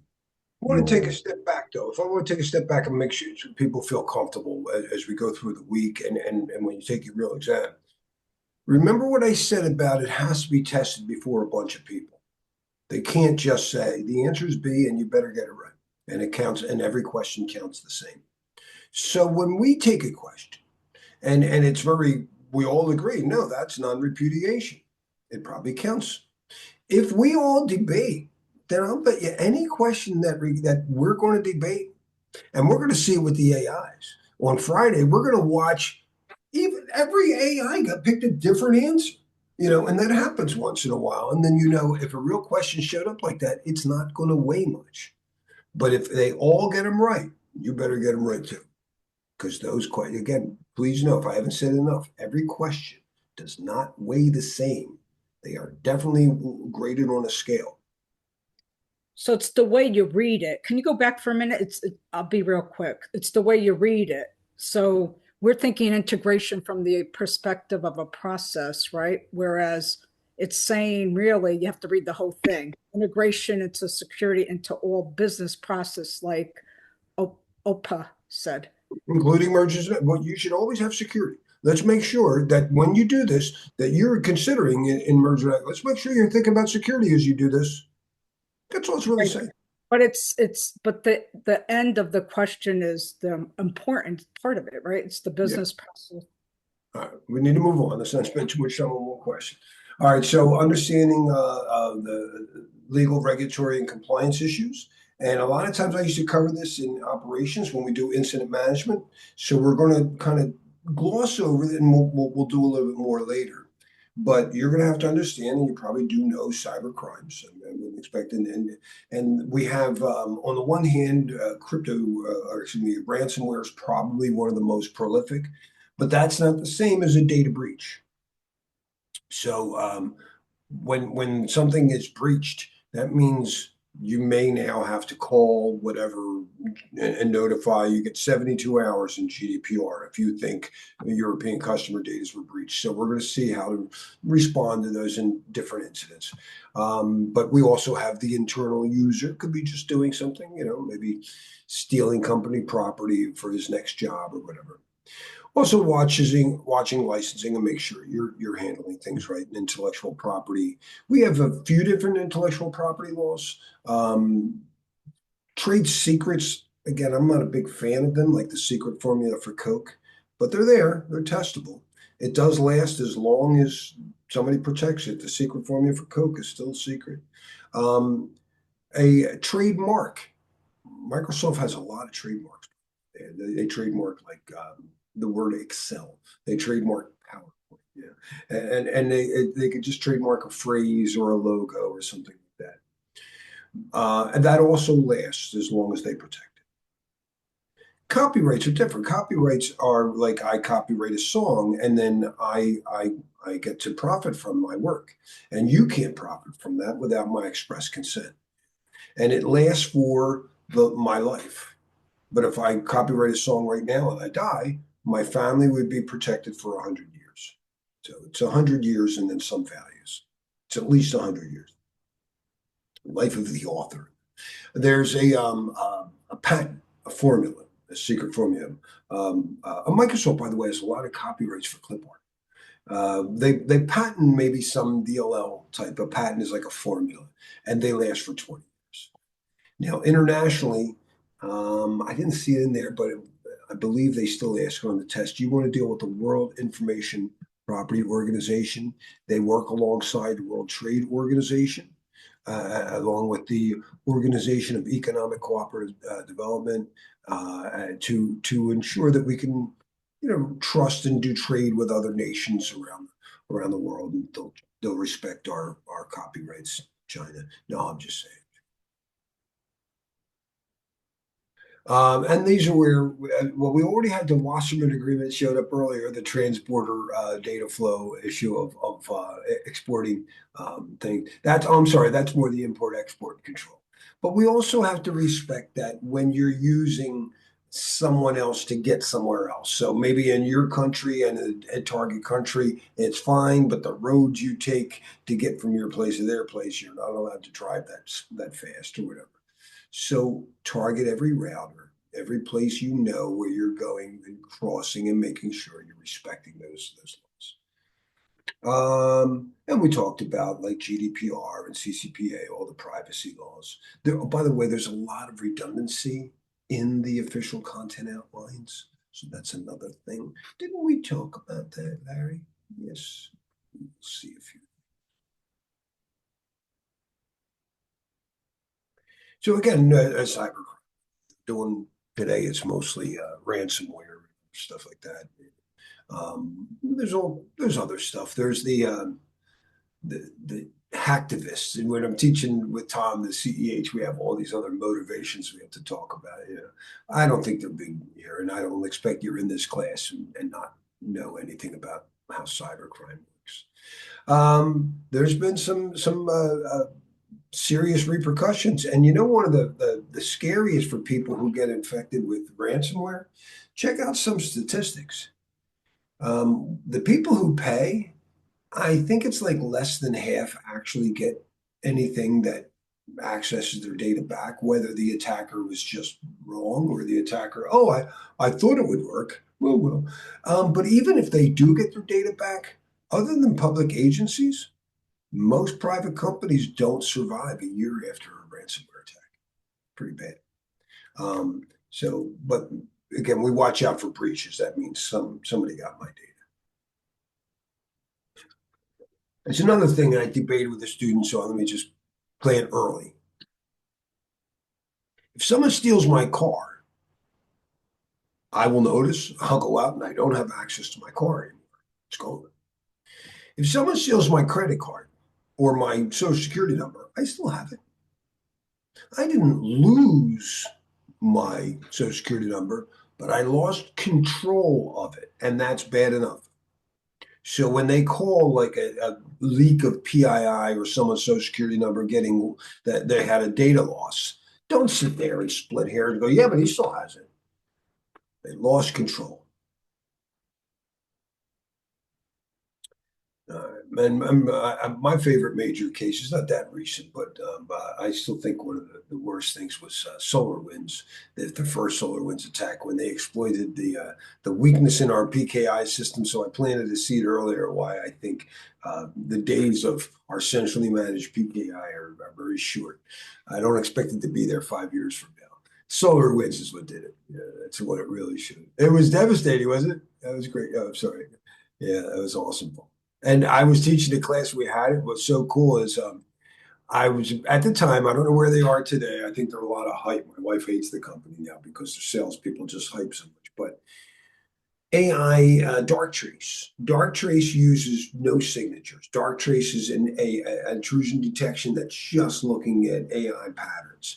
And I was talking about him how I liked where what the technology looked. SolarWinds comes out, and one of the students in there says, "Dude, we weren't affected, and you know why? Because dark trace noticed it." That's pretty cool.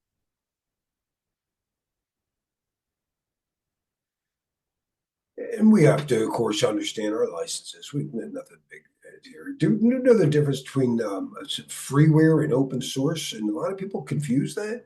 Just because Red Hat is open source doesn't make it free. That's a different thing. Open source means I know what's in it. I know the recipe. I'm as far as AI goes, Meta, and I forget. I don't think Grok is. No, Meta is the only fully open source LLM on the market right now, but they're not decentralized. I'm waiting for decentralized open source. Open AI is just a marketing term. There's nothing open about it. The rest of non-compliance, you go out of business. Sure, that'd be the end of it. A lot of times it's fees. The first warning. Oh, I showed up. Arpit, I never told you this story. I showed up very old, 1987, and it was oh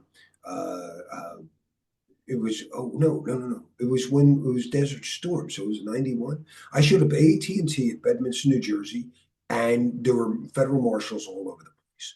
And I thought that it had something to do with the war. No, it was the guy I reported to had been giving copies of a terminal emulator, if anybody remembers Reflections. And he said, Larry, if I have 100 licenses out there, I bought 100 licenses. I just didn't track them properly. Crazy. And who turns them in? This used to be a test question. Disgruntled employees. We talked about the import and export, and it may show up. I think I did get one on exporting strong encryption in the Wasserman Agreement, but basically understanding that some tools are not considered legal in other places, particularly crypto stuff. And again, transborder data flow, we talked about this, making sure that you're not breaking any laws. And usually they overlap with privacy rules. So it has GDPR here. I would also watch for, I mentioned them, the Organization of Economic Cooperative Development, OECD. And if you're not familiar with them, you might Google them or put some test questions there. Tell your, and focus questions on the OECD and how that might align with the CISSP exam.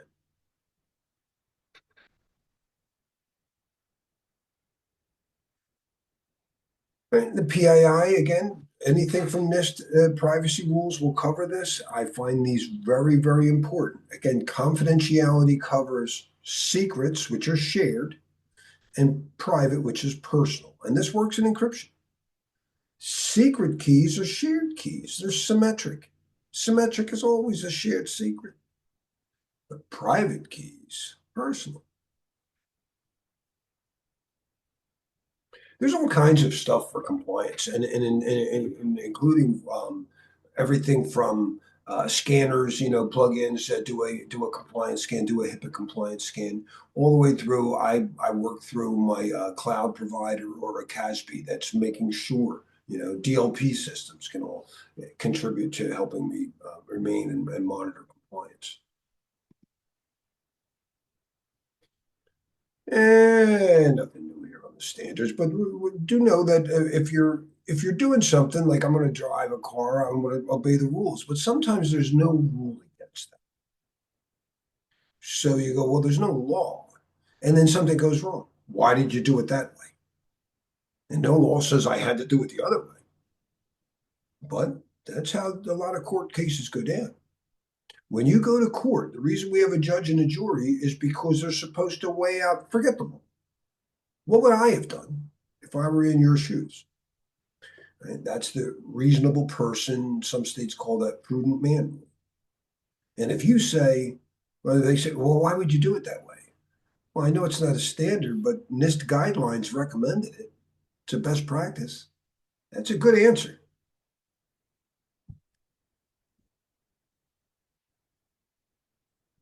A lot of these guidelines have been tried and tested, so there is no need to reinvent the wheel. You want to customize and tailor them to your needs or to the needs of the organization, but you don't necessarily want to reinvent the wheel because a lot of the research has been done for you.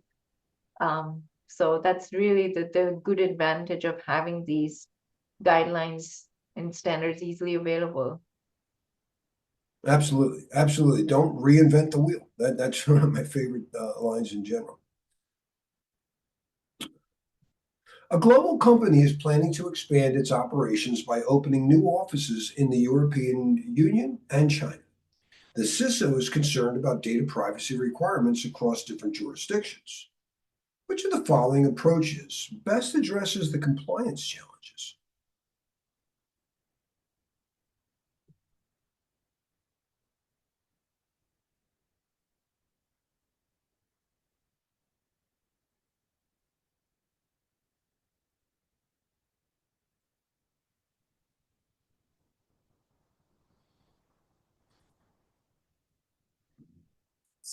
People falling for something, and if you continue, there you go, Paul.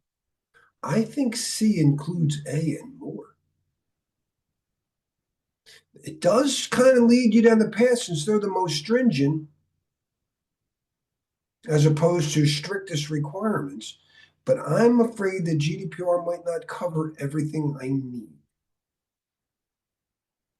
I think C is. But why are you saying that?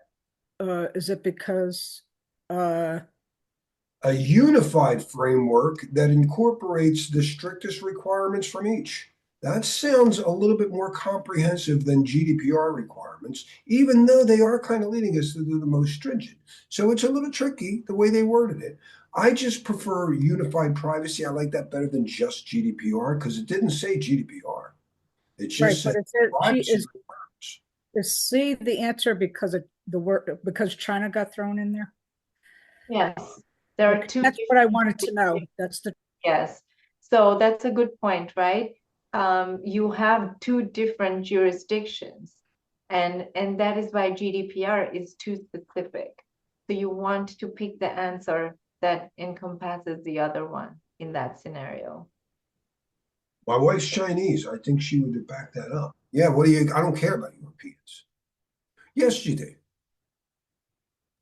Yeah, I thought I'd bring this up. This is something very much similar to one question I found I got in the exam. So it says you have had a breach. Um, so you're based in the States, you've had a breach, you've gone outside the States, say you come to the UK, you've had a breach in the UK, you've gone back to the States. Now you've realized you've had a breach. Who do you report the breach to? So the answers there were to your local jurisdiction in the US, or the US and the UK, or the UK jurisdiction. So anyway, that was what. So I thought it's very much similar to Whatever the this. And I law. thought, So if it's GDPR, you report in Europe. You report to Europe because it's their rule. so you report to the UK. Yeah. Okay. Thank you. Thank you.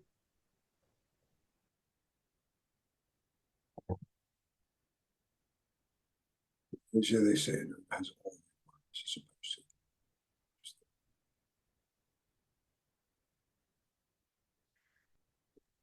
Space here, when implementing transport or data flows, the following is the most important consideration for an organization.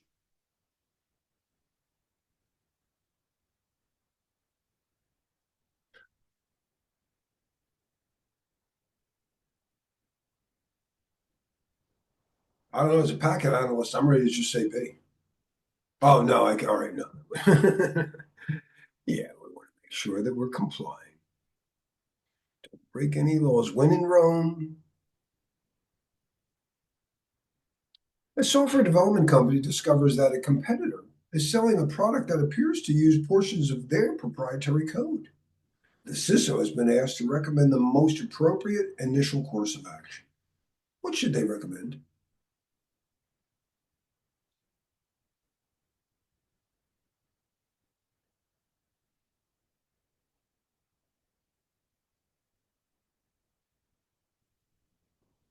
I like the public security advisory. And for any wise guy out there, you know who you are. Yeah, document. And Maria, didn't you say always document? That was one of your things to watch for. Yeah, but you also said, remember, you said you have to make sure, right? So you want to Confirm. confirm. Think Yeah. before you act. Yeah. Just because someone says that doesn't mean it's true.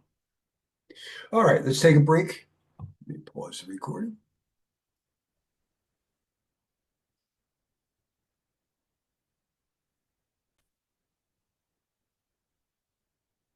All right, so back to the legal stuff. We mentioned that we may have to deal with cyber crimes, and they could be internal. And, it's kind of like when something goes wrong, keep it in the family first. An administrative investigation generally leads everything. If you're in an organization and something happened inside, even if it was with a supplier or something, the first thing you want to do, especially you in security, is notify management or whatever, and they'll figure out what to do next. So we don't call the police, we don't report, we do it. And then we decide, do we have to go? Was there a crime committed? And that's got to take the next precedence. You're not going to try and sue somebody for money if you can stop a murder. At the Black Cave reading, front door 1. And then we also have our industry and regulatory standards. Now, again, GDPR is a regulatory law, so is like Sarbanes-Oxley, HIPAA, and you can land in jail for HIPAA and Sarbanes-Oxley thing.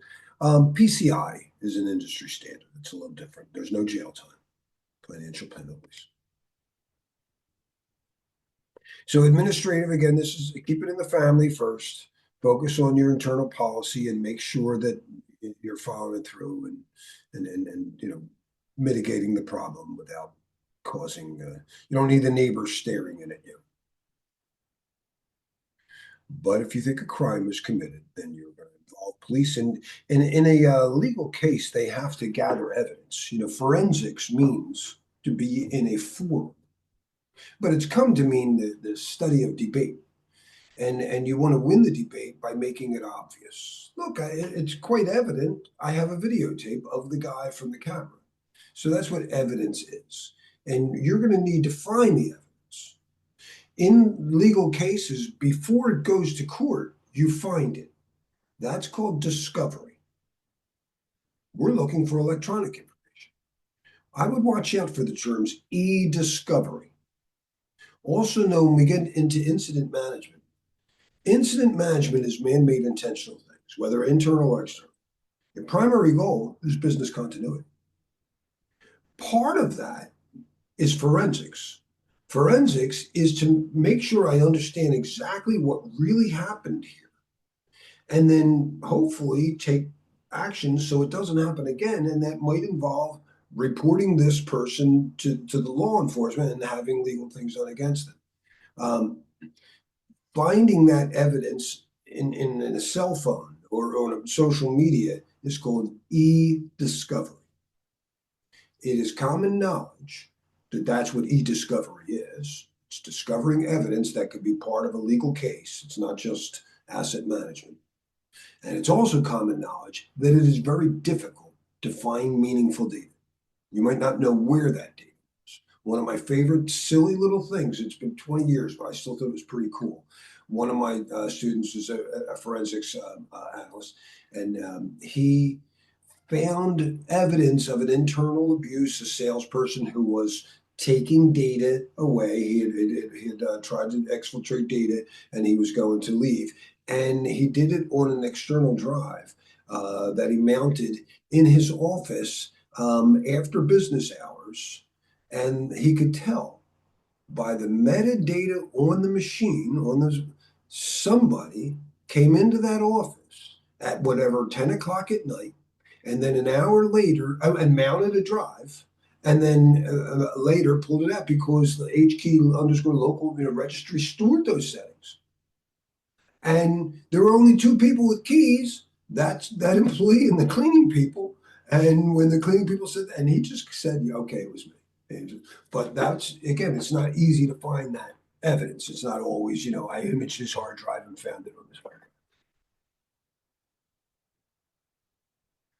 Civil investigations, you're going to try and get money, so it's usually a civil investigation is because of a contractor didn't complete the contract. What was the contract worth? And you could sue them for that much money.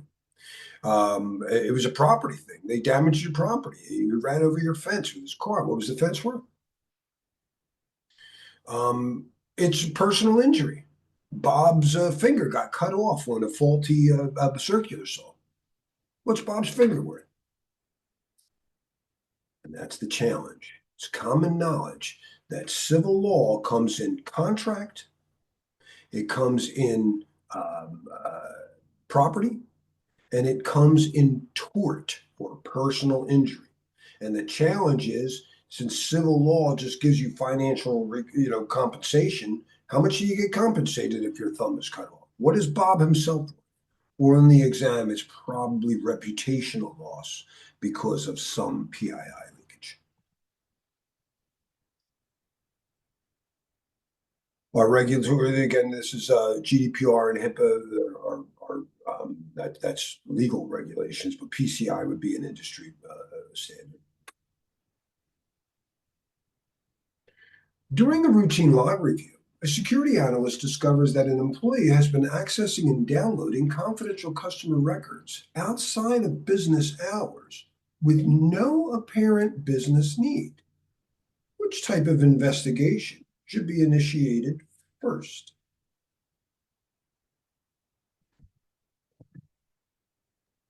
Maura, you were very quick for it being nighttime. Administrative. Keep it in the family first. Which type of investigation requires the highest standard of evidence handling and chain of custody documentation? That came in quick too. Oops. Okay, let me point out something there that I didn't go over, and it is very important on the exam, is the chain of custody.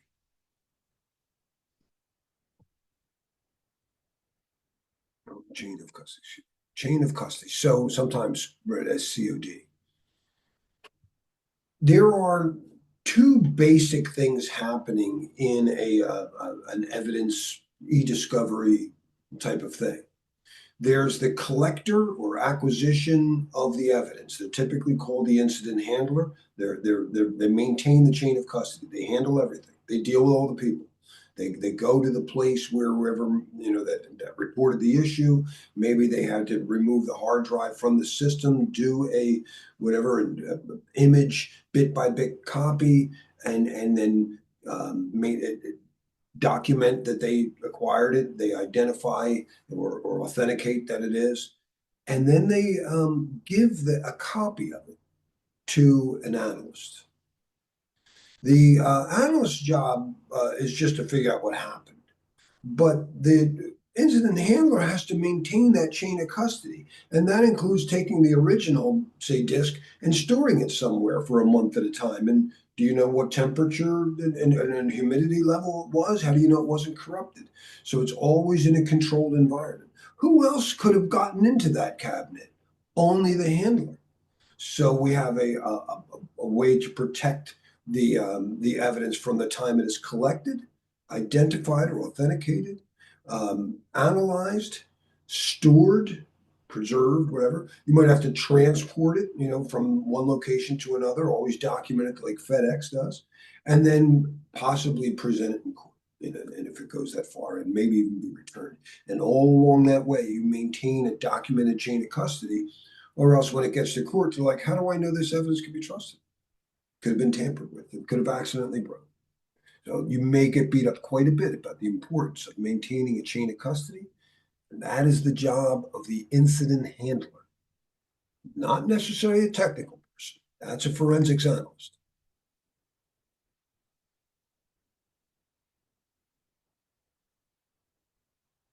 Beyond reasonable doubt. A healthcare organization discovers unauthorized access to patient records by an external actor. Multiple investigation types may be required. Which sequence of investigations would be most appropriate? Shouldn't have to go too far.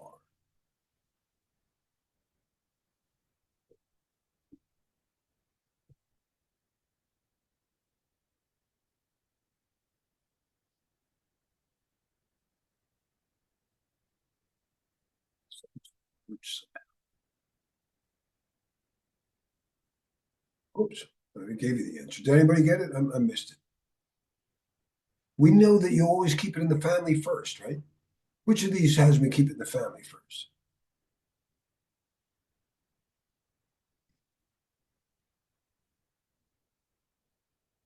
Yeah. You have to figure out what's going on my screen. All right. Develop, document, and implement security policies, standards, procedures, and guidelines. Remember I said that the test is graded in a curve. Some very technical stuff on the test. A couple of things pretty techy. I'm like, wow, I didn't know I was going to need to know that. They probably don't rate very high. These things are considered common knowledge. Don't waste time tracking down really technical, obscure stuff if you don't feel comfortable knowing these things. In order to have people follow rules, I have to give them direction. I have to provide it somewhere. When I give you directions, the very first thing I want to direct you on is the policies. The policies overall tell us who, what, where, when, and why. I got to do something. You got to encrypt now. Who? The customer service agents. You got to update your encryption protocol to post-quantum. That's what we got to do. So you customer service got to implement post-quantum. Where? All the lines that go to Europe. When? December 31st it becomes a law. Why? Because we're worried about post-quantum attacks, even though they'll never really happen. Well, which ways can I do that? Well, there's a few different standards. Pick my encryption standards. I might say we're going to use for post quantum computing, we're going to use crystals.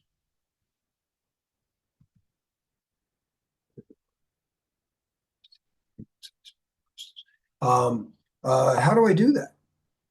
Step-by-step instructions. You're going to click here.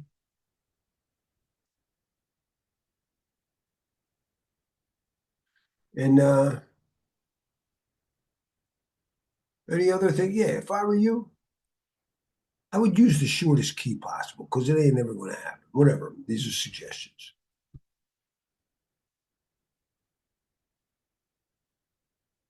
Always in that order. Always in that order. We're going to get more detail. If the policy says you got to use a Linux operating system and you standardized on Red Hat, how long are passwords? What's the minimum rev? In a policy, policies will tell you things like organizational baselines of security. You think of these as their risk appetite. This is what I'm willing to eat. Hey, what kind? So when I set a standard and they say, we like things to have at least 256 bits of encryption or whatever. When I set a standard, I have to create a configuration baseline that meets the standard.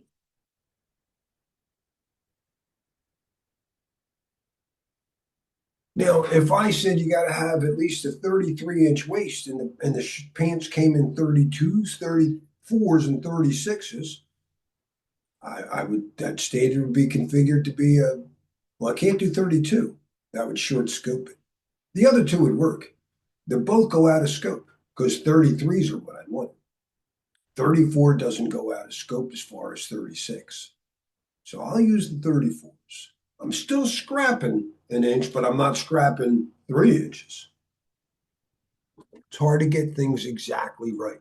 So we can't go under the baseline. We'll go over it, but hopefully not too far over.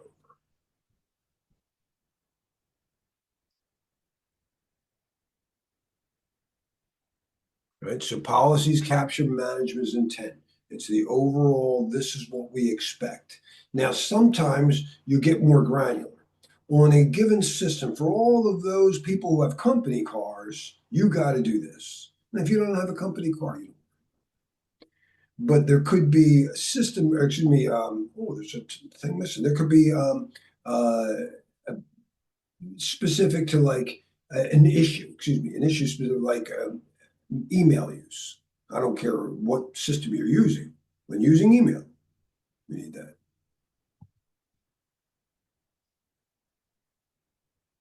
Standards are the specific technique or technology you're going to use to meet that. There's a couple of standards, but we decided on this. We have to make sure that whatever I like to say, I use the example of clothes, the pants. Let's say we standardize on a Calvin Klein suit. I don't know if you make suits. I'm just pulling stuff out like that. I would have to make sure that it fits me. And that's going to require for each process or each usage that we take measurements. That's called tailoring. These are extremely important, and it's considered common knowledge. Tailoring and scoping is a major part of that NIST document that I mentioned a couple times, 853. When we assess the controls and test them on day 4, we're going to use 853A to make sure that we have the proper scope and that they've been tailored properly. Right? I don't put things in, I don't use 256-bit encryption on everything. If 128 works, that's good enough. Don't over-secure stuff. And again, procedures are step-by-step instructions. Procedures have to work. That's the most important thing. But I would like them to be tailored in such a way that people know only the steps they needed for their job. So when we work with HR and we define awareness programs and training programs, we help by understanding the role. Oh, this is a salesperson. Let's come up with the type of procedures a salesperson should know for security versus, right? So we always tailor these things. And then we talked about the importance of policy enforcement. I need to know regularly to watch out. And my wife does a lot of this stuff for, she does phishing campaigns too. So she's always doing these little awareness programs. She uses Know Before, if anybody uses it, and keeps records of the different process areas. You got to keep telling the people out in the Huntsville office or whatever that they keep failing, yada yada yada. And again, guidelines or suggestions. And think about your CISSP, the CISSP test. That's a standard. The official guideline. You don't have to read it. I suggest you do. Right? And it's the same with 27001 is a standard. You might see this in your near future. This is not the standard. This directly maps to it. It's a much longer document with some guidelines on how to meet the standards, like the official study guide for 27001 candidates.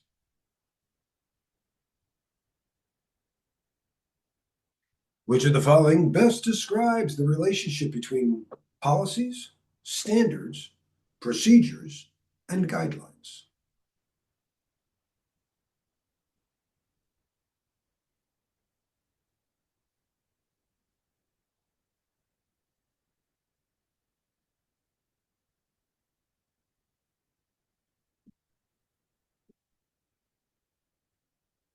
And I can't see when people are answering. Oh, this is frustrating.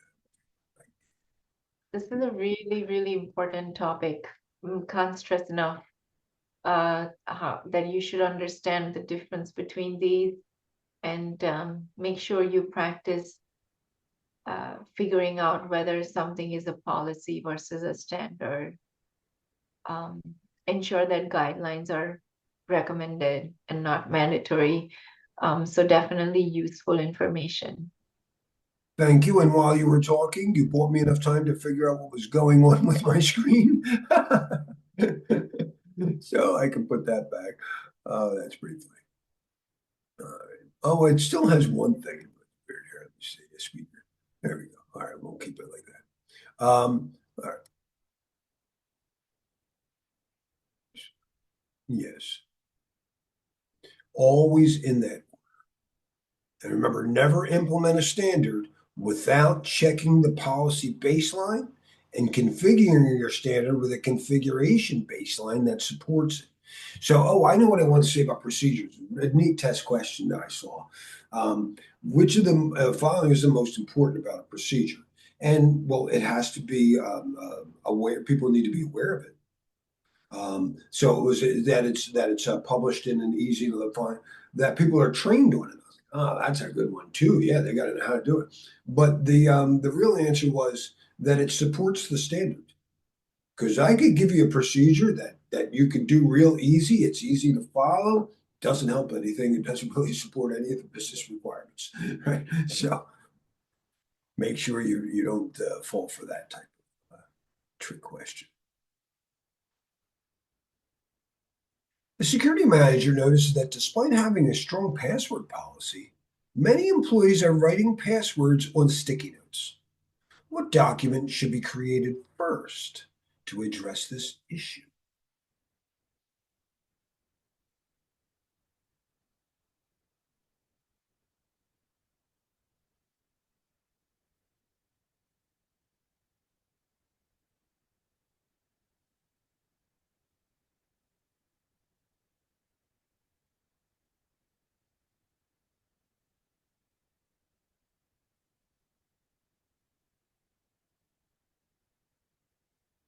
I don't know. Do we need a real policy? I thought it was Bravo, to be honest. I would think it's B as well, is you want to teach them how to do something right, and that's what procedures are. Yes, yes, that's Pressing it. the how. Yeah, the problem is they have a strong policy. That's not the problem. The problem is how they're doing it, not what the policy is. Yeah, so a new policy prohibiting a procedure. You're prohibiting writing. And I can see why it would bleed over, but I think B is more of the point. I think none of these are right. It should be awareness. Yeah, right. I was originally looking for that too, but you know to look for the best answer, not the answer that's not there. I tease my kids all the time. Like, what do you guys want to eat? Not soup, because I had soup a lot. I didn't ask you what you didn't. You're not helping Dad here. An organization has just completed a merger and needs to align security practices across both companies. Which sequence of documentation should be developed first?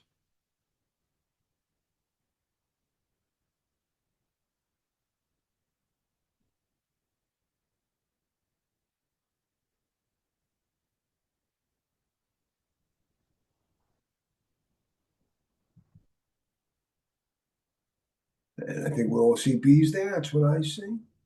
Policy followed by policies, then standards, and then procedures. Perfect. All right, business continuity. I really, this was hard for me to do it in this order, but I want to be aligned. Oops. And remember, it's for all the risks that when we do risk assessment, that I realized I couldn't prevent. This is for the fires that I can't prevent or won't. Do remember the reason somebody accepts a risk is for one of two reasons. Larry, what are you going to do to prevent the moon from crashing into the earth? Nothing. or what are you going to do to prevent a tornado? I'm not going to prevent a tornado. So there are some things I just can't prevent. But what about when I after I paid for my car before my wife came along, I only got the bare requirements for a thing. What if you hit their car? Their car's okay, but what about yours? What about coverage for yours? I'm going to accept that. I could have done it, but I for financial reasons I decided to live it. So there are two reasons people accept the risk. They can't or they won't because of a cost benefit analysis. But you better have a plan. And if you don't have a plan, that's not acceptance, that's negligence. And your plan has to include ways to detect and respond. Now, when we respond to little things, well, just basic operational issues. Oh, there's a new whatever recall on my car that affects the seatbelt or something. But if it's someone stole my car or I got in a car accident, I got a big problem. And this is where business continuity comes in. It could be just a flat. I'm whatever stops me from driving. I can't even drive. So that's what business impact analysis is for. Business continuity is to figure out, I don't care what happened. How do I restore things in a logical format? Because based on what we do for a living, I need to have at least this much this much that, and it's got to be this comes first and then that. That's all the requirements that you decide on what needs to be done to make the business and meet the strategic alignment with the business. Part of that is man-made or natural events that mean you can't do business anymore. The system's down. That's disaster recovery. So that tells you how to meet those priorities that we did in the BIA if it was a disaster, if there was a system outage.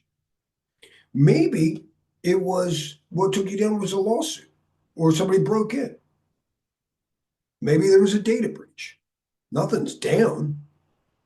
Incident management or incident response is the man-made intentional stuff. Still has to meet the requirements of the BIA.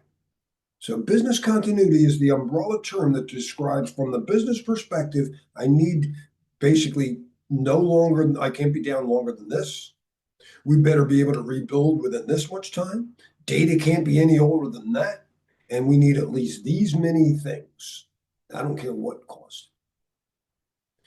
Let's imagine a ransomware attack.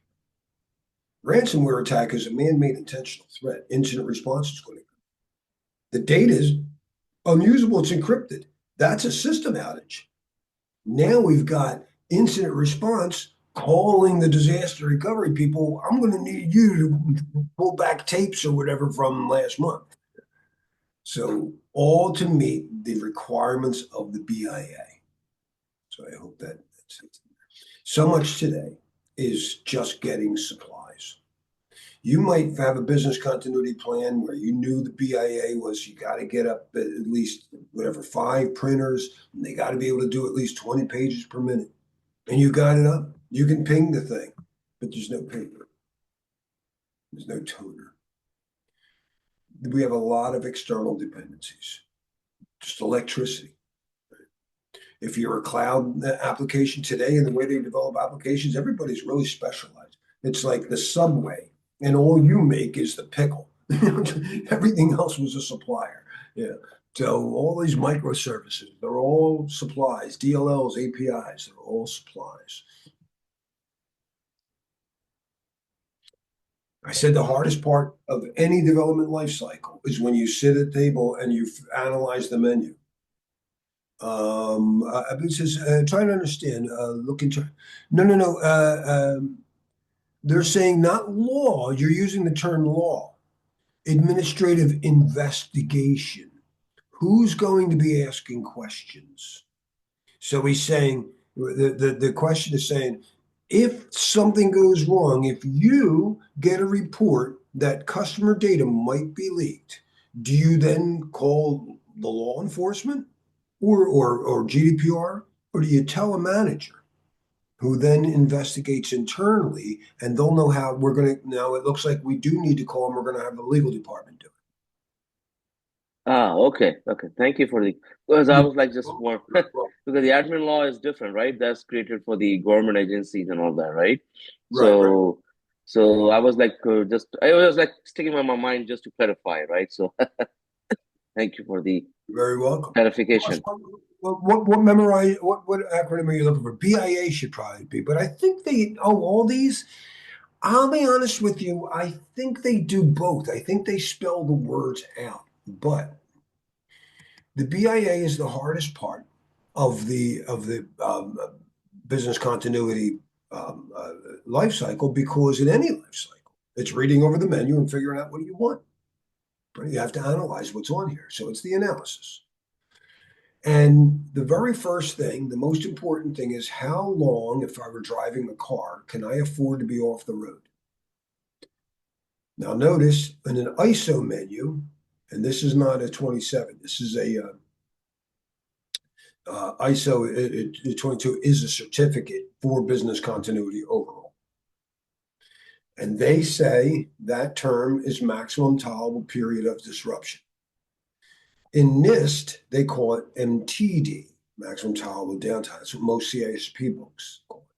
I like that because it's one less keystroke, and I don't like extra friction.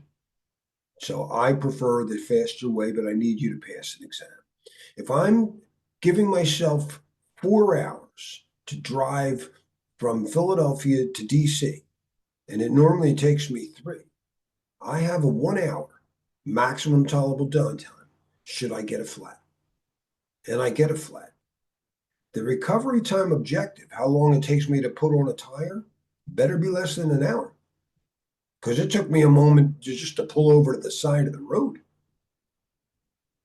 These numbers are directly related. It is common knowledge that the RTO must be less than the MTD. Now, in order to recover my car, I just put on a tire. To recover the mail server, I can't just build a server. I have to have data. How old can that data be? Is it yesterday's? Do we do nightly backups? Unacceptable in any financial application or probably mail today. We have recovery point objectives for systems that store data that must be whatever appropriate. And I would just think of high, medium, and low. Medium, probably 24 hours is okay. But if somebody is like a high criticality metric, you're going to have less than 24 hours. And this is, like why I love my cloud backup. I'd save things in Dropbox in real time, near real time. All right, the minimum business continuity objectives. I said I needed a printer that could do at least whatever 20 pages per minute, and I needed paper. That is also known as minimum operating requirements. And then, my donut tire can't be used permanently. I may have temporarily recovered, but I have not reconstituted until I switch back to a new or fix my old tire. How long can you drive on that tire? I don't, the power went out, but don't worry. We've got petroleum and generators. How much petroleum? This is sometimes called your risk reserve. Maximum time and alternate operations. I can only go whatever. I got 15 minutes of backup on my UPS. Very, very key.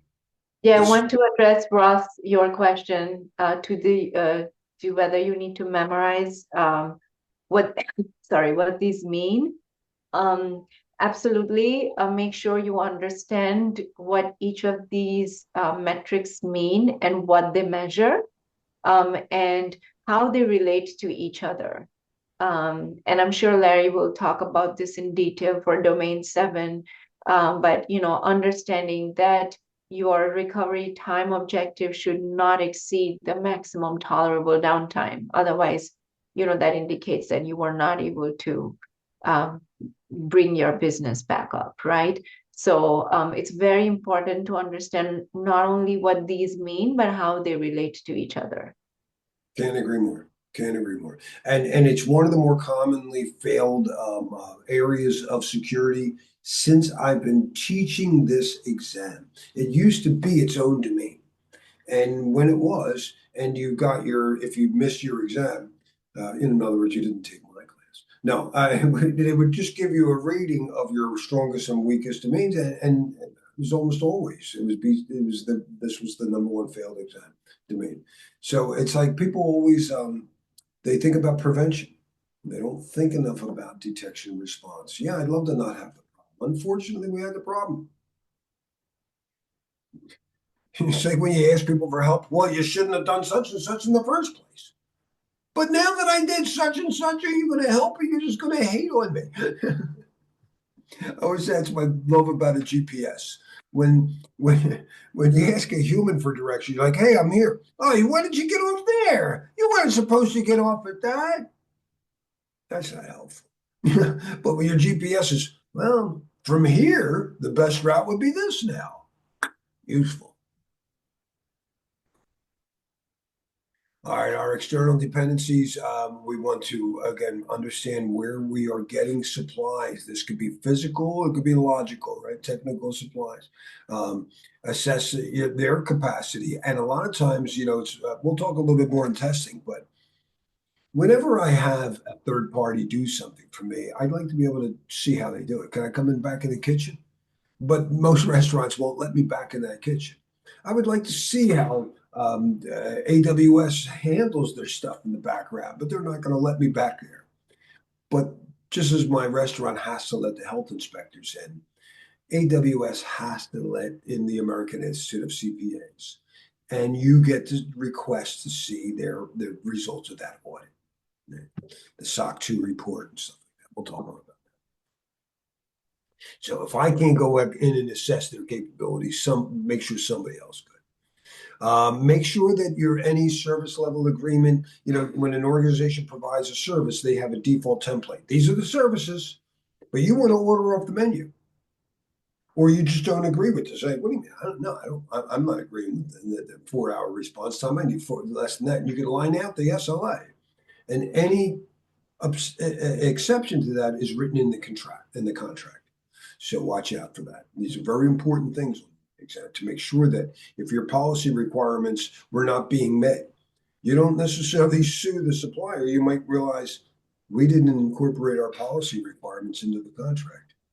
Damn. Larry, I always get caught up with this with my stakeholders, because they don't want to pay, right? The C-level people don't want to pay for 4 hours or 6 hours. They do like 1 day or 2 day, and then my stakeholders are screaming, I want it now. It's like, Sure. can't. So Well, what do you do? it's kind of like You get into a sticky situation. What the hell? I don't want to go down too much skill time on that, but it's kind of like everybody wants to buy low and sell high. And it's just hard to, wait a minute, but you paid that much. I don't want to talk about that. I actually, my wife thinks I'm a fool. I said it to a car dealer. I said, I'm not looking for a great deal. I don't want to get over on you. I want a fair deal. Other people sitting there, no, dude, you want to get over. Really don't. I want it sustainable. All right, so which metric represents the maximum time a business function can be disrupted before causing unacceptable consequences?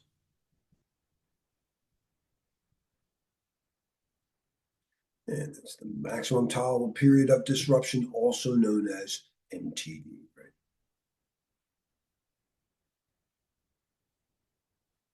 Yeah, that's the one non-27. Actually, the ISO document, it doesn't even say IEC next to it, meaning it's not technical, but it at least terms show up. I don't know if they actually quote the standard, but the terminologies come from. During a business impact analysis, critical supplier indicates they can restore services within 4 hours, but your organization's recovery time objective for the dependent business process is 2. What is the most appropriate response?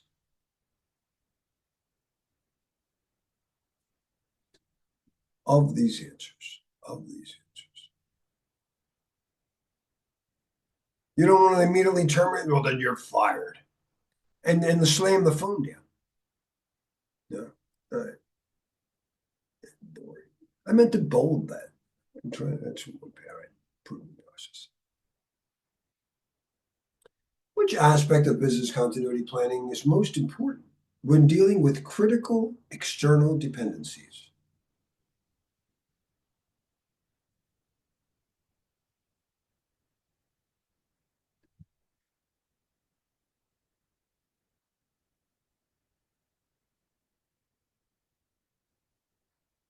You got to test it. Let me see. Hey, wait a second. What if we did this and you did that? No, we got to be synchronized here.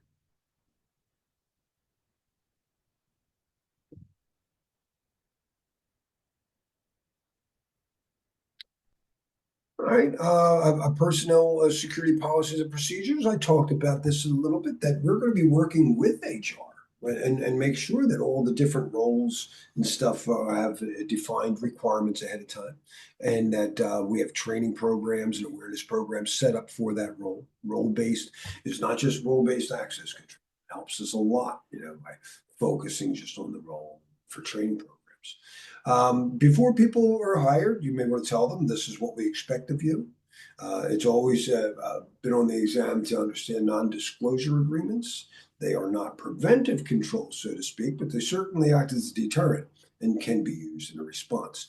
So when Bob, comes in, you have him sign the NDA, you make him aware of it, and then when they leave, you might want to review it in the termination exit interview and say, hey, just because you don't work for Coca-Cola doesn't mean you can go around blabbing the formula.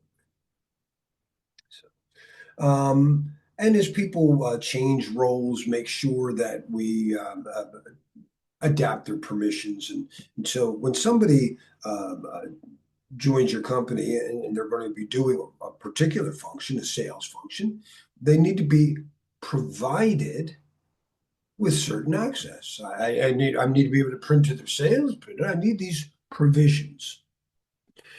When people change roles or leave the company, they don't need to do that.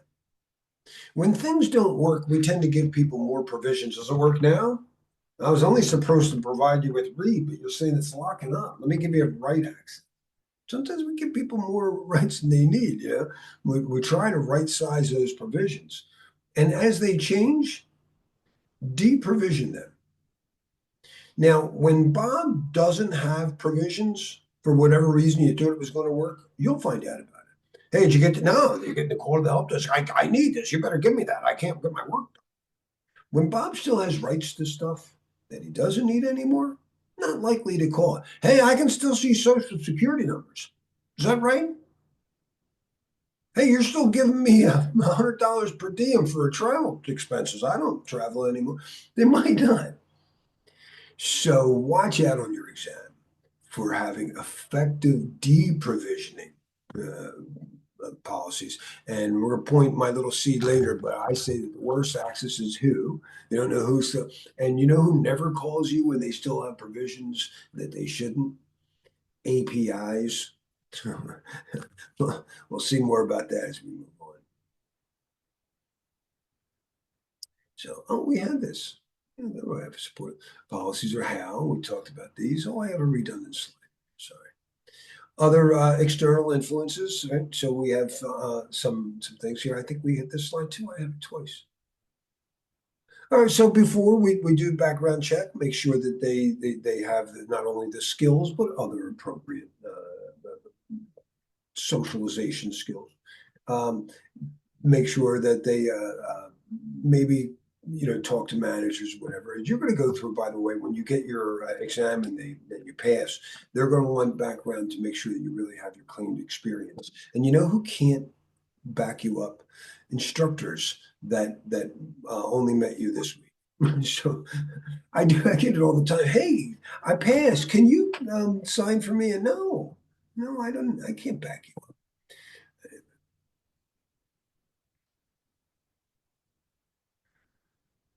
So again, we make sure people understand what's expected from them. Non-competes, I've been through a few of those, but I don't know if they're testable. But the acceptable use is very, very testable. If I give you a resource, a laptop, just the ability to use email, whatever, I got to tell you what you're supposed to do and what you cannot do. It's very important we provide direction for those. And at least once a year, or after some significant change, review your policies. These still make sense. Nothing new here. Procedures, termination, again, revoking access depends on the type of situation. Sometimes you give your notice and it's very friendly and they need you at least to, hey, while you're transferring over to the new person, can you can have access while you're handing stuff over. Other places, I worked at a trading firm that they didn't want to take that risk. You gave your notice, that was your last day. They'll pay you for the 2 weeks. They didn't want you in the building.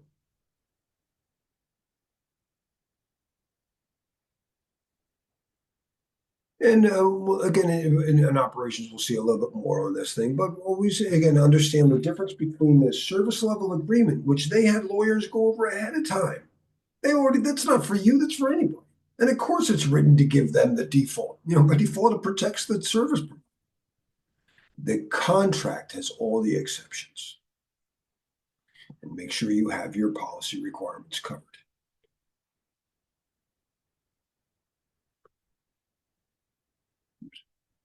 An employee with access to sensitive data has given their 2 weeks notice to join a competitor.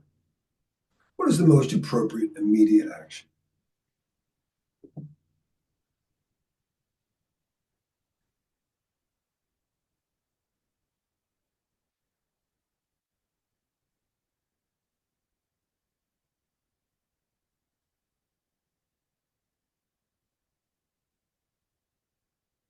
There you go. Yeah, review it and see, adjust the rights. Well, again, as long as it's friendly, let's see. A lot of times there's a lot of handover. People are going to train the new person.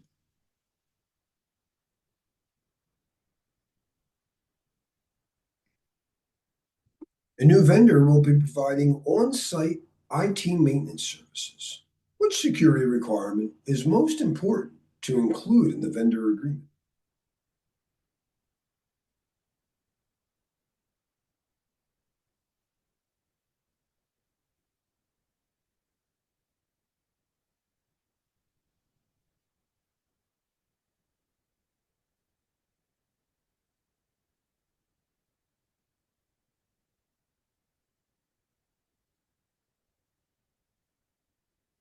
Yeah. When in Rome, do as the Romans do. One of my favorite examples of that, I worked at IBM in the 90s. Blue suits. I'm not a blue suit guy. We got a contract with Scott Paper. There was like 7 of us there. And we were told we're making people feel uncomfortable because they went all casual. I got the casual. I was one of the first people at IBM, our group, to be able to show up for work without a suit. Oops. During the employee screening process, which combination of checks provides the most comprehensive security assessment of a candidate?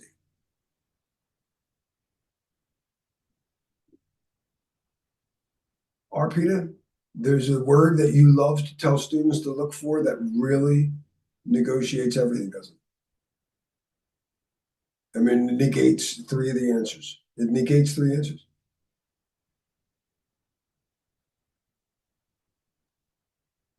The all-encompassing word, is that what you're talking about? Oh, that's right. That's pretty much rules out them. Anytime they say just do this only, you pretty much Yeah. doesn't make sense, That's right? right. And I will, and I'm sure like if you've already taken the exam, you might agree or you might concur, but the exam questions, they're not written in the best possible way. Like you will not find every question and say, wow, this is a really well written question. Most of the time it is ambiguous. You want to read it a couple of times. You will get the right answer eventually, but it is not going to be extremely straightforward. Very few questions are going to be that way. So make sure you assess every word and try to eliminate the wrong options because they are oftentimes very close and they are many times not entirely incorrect. You'll see partially correct answers where they start very strong and then they add something at the end that makes it the wrong answer. So make sure you read through. So true. You're reading, oh yeah. And then you didn't get to that. And everything else, you know what I mean? And it's so true. They do it on a lot of questions. I noticed it a few times on the recent exam where it's like, well, up until there, you had me. One sticks in my head.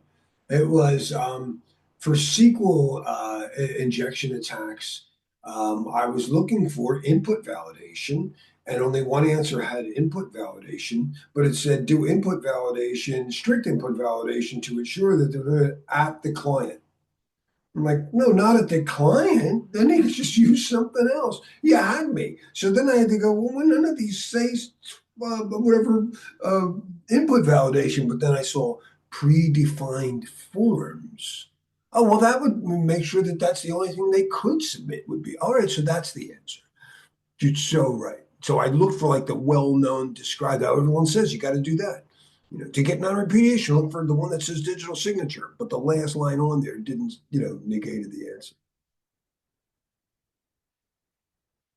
All right, so we really covered this, the risk management, and hopefully we can get through this. But it is really the big takeaway from this to me. If you keep in mind the overall goal is just to maintain the acceptable risk level. Keep it down in the appropriate amount of time and money. Don't waste time and money. Right. So don't only look at metrics of how much you spent doing it or how much did I waste so I can make it more efficient the next time. But the overall goal is all about understanding how to reduce the risk of doing that process, of being a hospital, being a bank. So the threat are the things that could cause loss of value. Your assets are what you value. I value my guitars. I value whatever my family. I value my retirement. The vulnerabilities are the fact that these things are not perfect. There's nothing's built perfectly to where it can't break. And then we have to identify both the threats, really identify my assets, I identify the threats, and I identify my vulnerabilities. And now I understand my risk. I could say assets times threats times vulnerabilities equals risk. Doesn't mean it's very likely or that it's going to do anything bad. So that's what analysis is for, impact and likelihood. Now, I don't like the way they word this because when we assess, we're assessing by doing identification, analysis, and evaluation. We're going to evaluate ways to respond or treat it. Again, I could treat it by stop doing it. I could treat it by whatever learning to how to drive, by wearing my seatbelt. I could treat it by planning my routes. We're going to look at the different ways we could prevent. I could prevent by not hiring. I could prevent by using a firewall. I could prevent by using whatever, a strong door. There are physical, administrative, and technical ways to prevent something from happening. But I want you to consider, if I have a safe and it prevents anybody from getting to my safe. Do you know they're not rated like prevents forever? Neither is an encryption algorithm. If I encrypt my disk drive, I'm saying I'm using AES 128. You can't get there till 2065. You're safe. If you have a home safe, it's probably rated for 15 minutes with the best tools in the torch. Please know, it's common knowledge, no preventive control prevents forever. It's just a delay. It will slow them down. Now, if it slows me down by 60 years, probably going to mitigate all those problems. Detect is when I could detect the fire. I have smoke detectors and noticed it, but I got to do something about it. When I don't like this word here, but when I do something about it, I have to, let's say there's a fire and Bob is breathing in smoke. When I respond, I have to, one, get Bob handled. Then two, how did this fire get started? Corrective really just deals with the second. We must not have a good enough control. We should tell people not to do that. If someone deletes your database, they cracked the password and deleted the database. Recovery is getting the database back.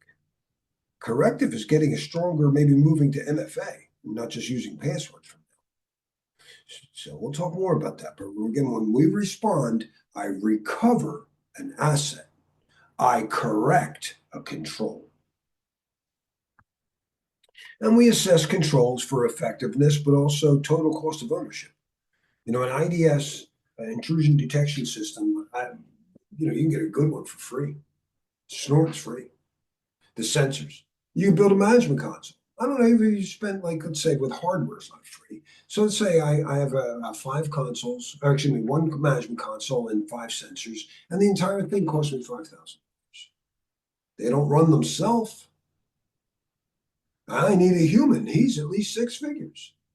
And he wants vacations. They don't just come in a 9 to 5. Now I got 3 shifts. I've got 5 people. I'm spending $500,000 on the total cost of ownership. Now, an IDS just looks at things, but if I have like an IPS or a firewall in the middle, it's probably also slowing things down. I used to get 10 transactions an hour. Now I'm down to 3. So there's a lot of things about it controlled that can be costly to the business. And that's why when we assess it, we look at the total cost of ownership and then do a cost benefit analysis. Now, this is a NIST thing. I don't care for the way they word this, but it is how all NIST documents. Security is the confidentiality, integrity, and availability. Why do I need to assess privacy separately? Because confidentiality, we said, mostly was associated with like government secrets or whatever, shared secrets, not the same as PII. So they're just treating it differently, but it really is part of security. We know that continuous monitoring, no matter what you did and plan on your car, you still got to keep an eye on the road. We have to report at least internally, and then if we decide, and we'll let somebody else, probably not us in security, to make the call to report externally. So you notice a problem, your controls, you report it to your, if you're a control owner, you report it to your manager. Your manager will report it to some aggregate role at the top. NIST wants us all to have a chief risk officer. It's not a common role outside of banking, but there'll be somebody that reports to the C-level. So you'll aggregate that up, and then they'll make the call whether or not to go external. Whether music or martial arts, I never get it right, but hopefully I'm getting better every day. And then we talk about these frameworks.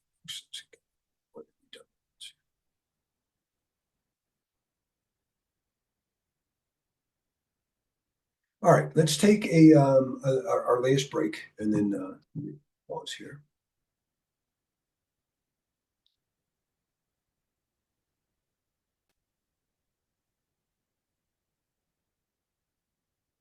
All right. So again, we talked about what risk management is. It means originally cliffs underwater, but we tend to think of unforeseen danger, something I didn't see immediately. Now, if you remember it once and you write it down, you'll learn from history.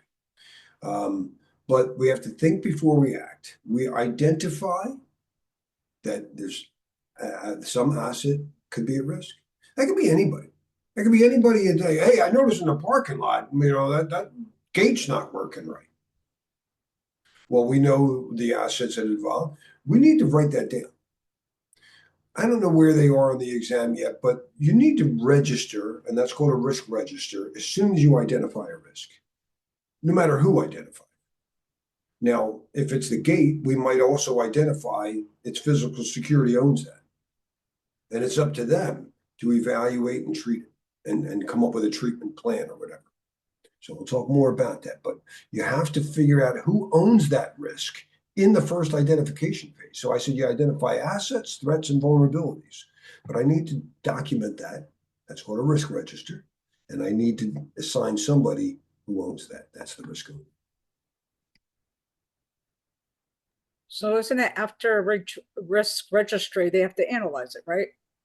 And then after that, the risk owner's job is to maintain the analysis as current and status. Yeah, where are we? Well, I'm still confirming the impact or whatever. I'm doing an impact of severity. Now I'm doing the likelihood. We ordered an update for that. It should be here next week. All that stays in the registry, but it's the risk owner's job to maintain that entry.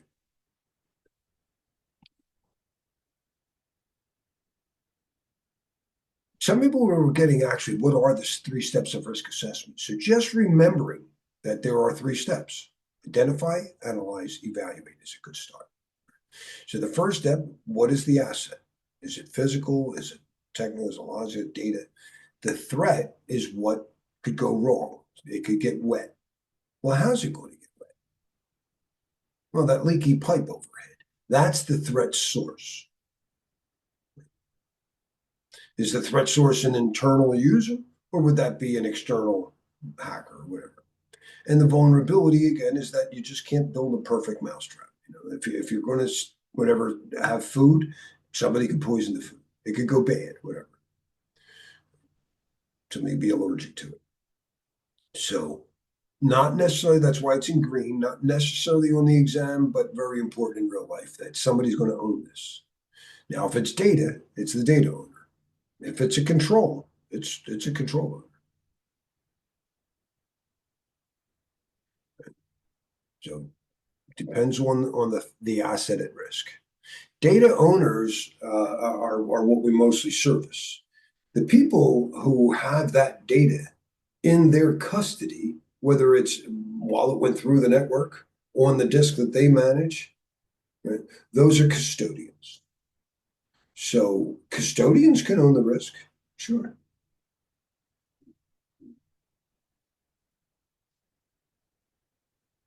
The risk register is when you, again, document. It's usually just an Excel spreadsheet or something. Now, when it's first registered, the owner has to come up with at least a high, medium, and low. So initially, I've identified a risk. I haven't done an impact analysis, but my gut tells me it's a high risk. High, medium, low. So I'm not getting real quantity here. So that's the initial. Identifying assets. This is human data, physical assets. You have to know what you have, not always easy, and maintain an up-to-date asset inventory. Sometimes just watching people do their job, you can identify hidden assets that you didn't realize you had. Every asset must be accounted for. I can't protect it if I didn't know it was there. And somebody has to take primary responsibility. But in information security, we typically think of the data owner. So this is a data owner, Ellie the elephant, and Finn's going to be my waiter here. Ellie is the one who's going to eat the food. It's her food. She owns that food when it comes in the meal. Finn can recommend stuff. He should be able to tell her what's on the menu, how it works, but he can't decide for her. One of the things that people don't always realize, data owners, that security people, waiters tell them, you should classify your data. What do you mean classify? Well, that way you can set controls in a templated format. So if you don't have to go over each individual asset, and you just say, this is high availability, this is medium availability, this is whatever. Now, typically people classify it in terms of confidentiality. That's the way the military, they overthought it. Top secret, secret. Confidential, unclassified. And then they would protect it and say, well, the user capabilities just no read up. If you're not cleared at top secret, you may not read it. And no write down. Yeah, somebody might not be as obvious, but suppose a general accidentally prints a top secret document on an unclassified printer. There. And if you ask the wrong question, Marcus, the answers don't matter. This was supposed to prevent the Russians from stealing our secrets, but they didn't ask what if the Russians were not trying to steal, but instead planning bad information. Nothing in the Bill LaPadula model prevents anybody from writing up. They were worried about Russians stealing secrets. Now we got a bunch of stuff at top secret that doesn't mean anything.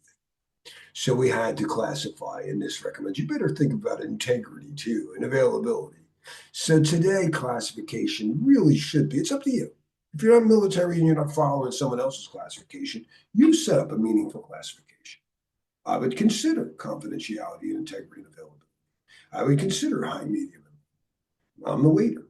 I'm recommending you should do something like this. It's up to the the user, the data owner, to decide, I don't know if I need that many levels in my classification scheme. The classification scheme is how many levels and how does it work? If you only need 5 levels, do 5 levels. If you need more levels, you do more. If you don't know, do less. The least amount of levels, the simpler your controls, the simpler it is to write procedures, the simpler it is to read procedures. But we don't just determine classification. Something could be high confidentiality, top secret, whatever, in the Treasury Department. And somebody else has top secret clearance, but not for Treasury. So we don't just set up hierarchical classifications. We really should set up vertical compartments or horizontal compartments. And that in NIST is categorizing data. And I say this because most tests, most preps still will just say classify and they mean both, and that's all you need to worry about. But if you see categorization, oh, that's better. Because that includes classification as well as compartments. Now, for each thing, I have to say, as an owner, I don't want to say Bob can read. I want to say the sales department can read. They have that capability. I call them permissions. That's what Microsoft calls them. It was the old Bill LaPadula model capabilities. Well, in Europe, and when we're talking ISO documents, in the Queen's English, we call them entitlements. If you're a member of sales, you should be entitled to read the sales. Whatever, by whatever means. You're a waiter, you have to understand, yeah, I know you meant. You're like a waiter when you take your exam, and they're like somebody, the test is like somebody who doesn't use the words on your menu. And you have to figure out, oh, I know you. It's one of these 4 items. What makes up the value of an asset? Well, what makes up the value of that guitar? I like the way it sounds. I like the way it looks. You don't see that color green too much. No, it's whatever you can produce with it. But sometimes you're required to have it. You gotta have it. You can't, you're not allowed to run a car without a muffler. What would somebody else pay for? What's your house worth? Pretty subjective, isn't it? When I maybe make a claim to insurance, I go, they stole my guitar. What's it worth? Oh, $1 million. What is it? A Gibson Green Les Paul robot 2008? We can pick one up here for $1,000. Yeah. All right, so maybe they'll go with replacement cost, but how do you replace my reputation? How do you replace Bob's finger? So we do our best.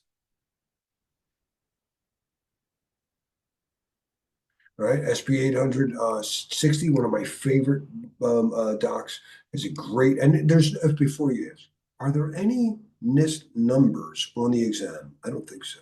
If ever, it's 53 maybe. But don't just think of confidentiality. Think of integrity. Think of availability. This is the schema. We suggest it. We let the data owner, once they understand how this works, set the schema.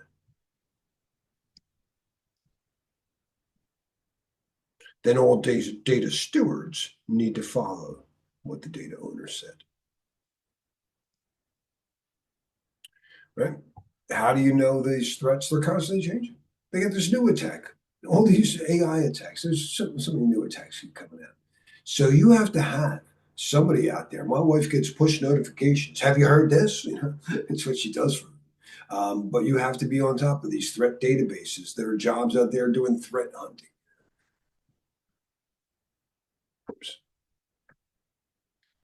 Vulnerability scanning is really not finding a threat. It's finding if you're vulnerable to that threat. But the truth is, they know about every threat, and when they update the vulnerability scanner, you're checking to see. So it does find. What's cool that evolving to. So later on, we're going to talk about SIM, security information and event management tools, as well as SOAR, security orchestration and response tool, automated response tools. But these take all of your intrusion detection, if it's SIM, and they correlate them. And they have, like, my wife is a huge fan of CrowdStrike. She loves her CrowdStrike. It saved her many times, though apparently they're attempting to do too much now. But whatever the case is, she doesn't like her data loss practices. That they have their own threat database, you know, and they're constantly keeping things alive. So she finds out about threats through their news feeds. You know, a lot of these source systems do that too. All right, we talked about the risk analysis. You got to set the scope. Where you're doing your risk assessment. Is it for, you know, the entire organization? Is it for this one application you're thinking of outsourcing to the cloud? So we understand. We talked about the different types of controls. And when I respond, I need to address the asset. Recovery controls address the asset. And if my tire blows, recovery doesn't necessarily mean a full-scale tire, just to acceptable levels. We recover to acceptable levels. But what actually happened here? How do we avoid this from happening again? We must not be doing enough to control this. So we need to be better control. They both fall under response. You recover the asset, you correct the control. Oh, what was DCIM on that for, Maria? I missed that. I'm sorry. I was a little late for your typo.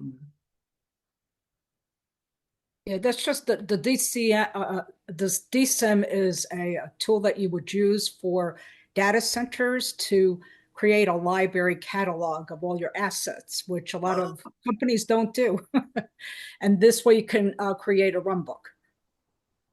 I was thinking, if there's a mail acronym, domain certification, internet mail too. That's what I was thinking. When you validate your Cisco MTA. has a certification on that, actually. Cool. There's a new cert over a couple of new certs coming out for that's DKIM. Thank you, Arpita. That's what I was thinking. Domain key. That's what it is. It's not certificate. Thank you. No, there's a cert coming out for AI stuff, AI privacy thing. So yeah, we'll see what happens. I'm waiting for the ISC2. We know that risk transfer, you usually see insurance show up, but anytime you get somebody else to do that for you, that's what cloud's all about. I'm transferring the risk of maintaining at least the infrastructure to somebody else. I don't want to deal with it. And remember, when you accept, you're only accepting you can't or won't prevent. You still have to have ways to detect and respond. Think fire. What happens when people have a fire and there's no smoke detector, turn that right? They're sued, negligence. We don't want that. Oh, we have somebody in the waiting room. Sorry about that. But you can't protect what you don't know yet. Regular audits, vulnerability assessments. Do be careful of those exam questions where someone did a vulnerability assessment and they identified vulnerability. It doesn't mean they're real. Now, when you have like a blue team exercise and people come in there and they'll they work with your operations staff and stuff, and they do the vulnerability assessment, they'll give you a report. It's usually done pretty quickly. They'll run their Nessus or whatever scanner, Greenbone, whatever they're using, and identify vulnerabilities. And it's usually done very quickly. And they usually find some really good stuff.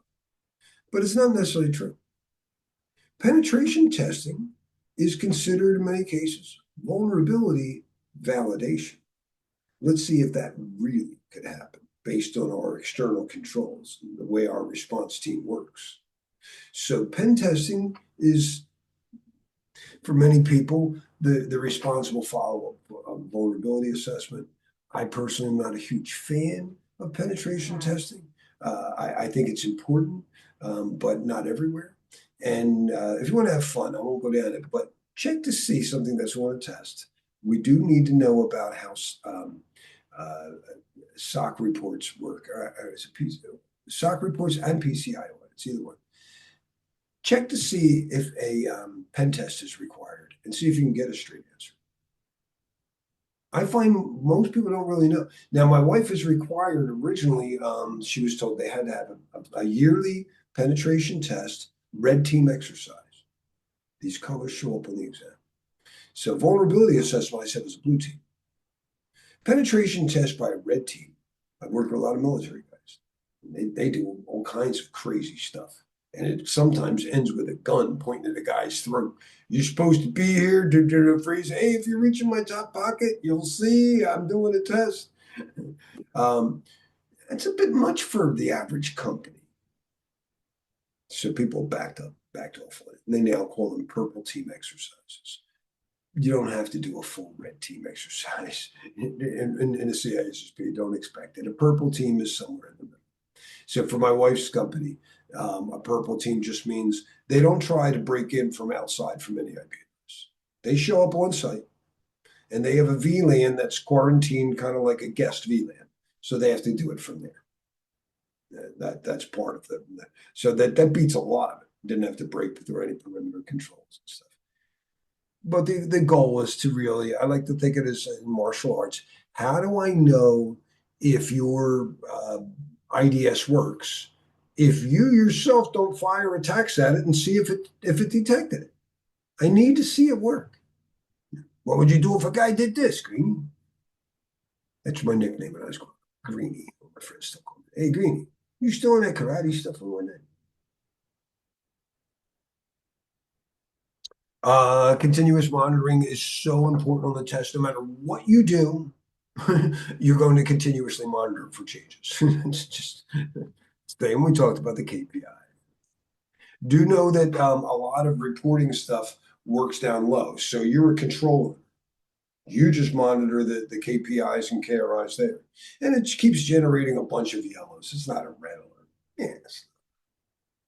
Yeah, but that was part of a bigger attack that was going through everybody. It might not have looked red to you, but since it happened to every business process area at the same time, if we would reported that, we would have seen the entire aggregate risk of that much higher.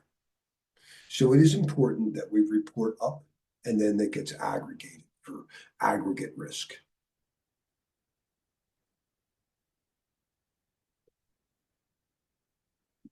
Internal reporting, we report to managers. External, that's probably not our job, but somebody might have to report, and there might be times, especially in incident management. So when we get into incident management, your primary goal is to mitigate the damage. So someone tells you, "Hey, I think we got hacked." All right, first of all, did you really get hacked? No. So you confirm. How bad is it? You see how bad it is. They are actual certain information. Your next step is to contain it. Now, you need to whatever isolate the network, pull the cable, whatever. But you have a requirement after well, let me go back. You detect, you analyze, you contain, you eradicate. Now, maybe it was a machine got corrupted, and then I recover. I get people back to work, and part of the recovery is to report. Hey, we had a problem. Yeah, no, it's over now. But let's say your containment. We could put you what really happens in real life. In GDPR, you have 72 hours after you suspect that you've been breached to report. Average time to detect a breach was 204 days, and I had 72 hours. How long did it take to contain it? 73 days. On the exam, I saw nothing that went that. So my first priority was containment. Notification happened later. It's in recovery. But in real life, if I'm taking 73 days to contain, I notified GDPR within whatever 69 days. But remember that we always try to contain the damage, stop the fire, stop the bleeding before you start calling people. Hey, we had a fire here. Incident reports, we can remember incident, if you didn't know, is always a man-made intentional. For some reason, the word just means a point in time. But lawyers have just decided that when we say incident in cybersecurity, we mean someone intentionally.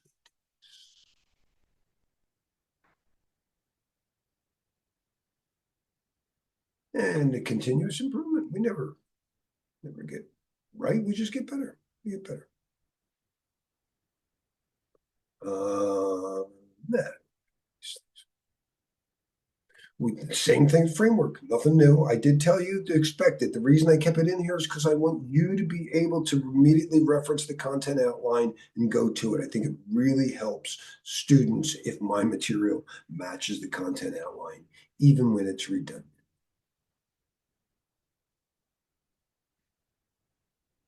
After implementing new security controls, a risk manager wants to ensure their effectiveness.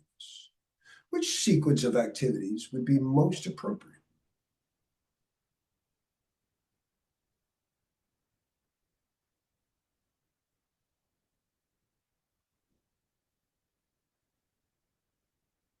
Nobody was fooled with that one. Continuous monitoring. Can't take your eyes off the road. Which type of security control is implemented primarily to address underlying control deficiencies after an incident?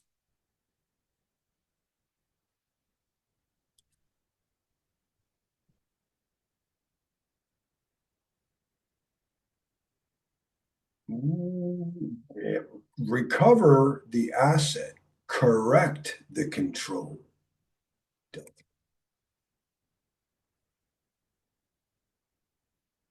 Yeah. Recovery controls restore the asset.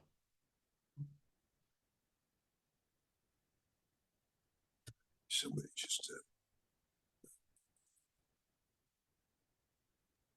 Yeah, this is a really good question, and it helps understand the difference between the types as well as what you would do first, which is really a lot of what the exam is about.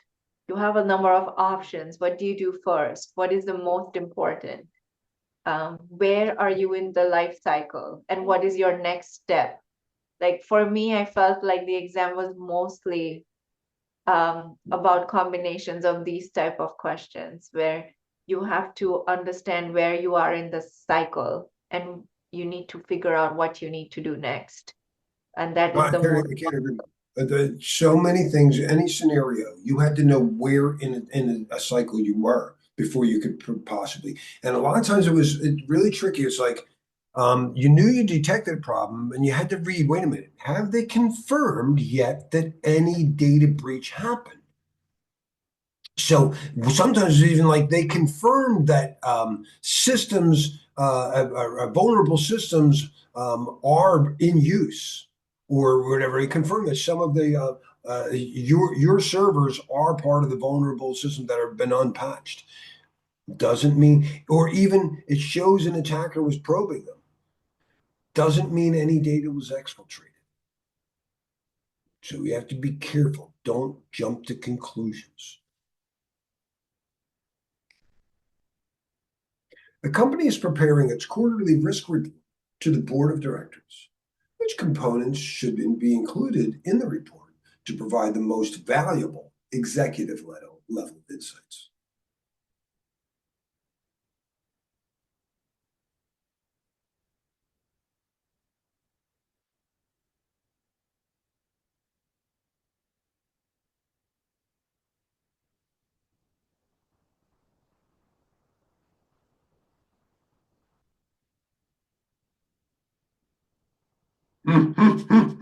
Might get fired for saying.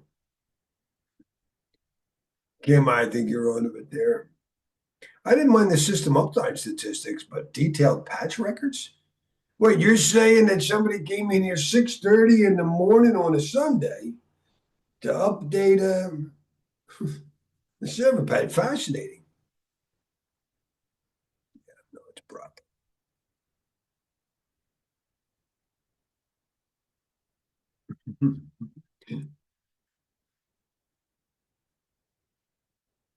Our threat modeling, just different methods. I do recall it. It's been on the thing for years, the STRIDE. So do know what that stands for.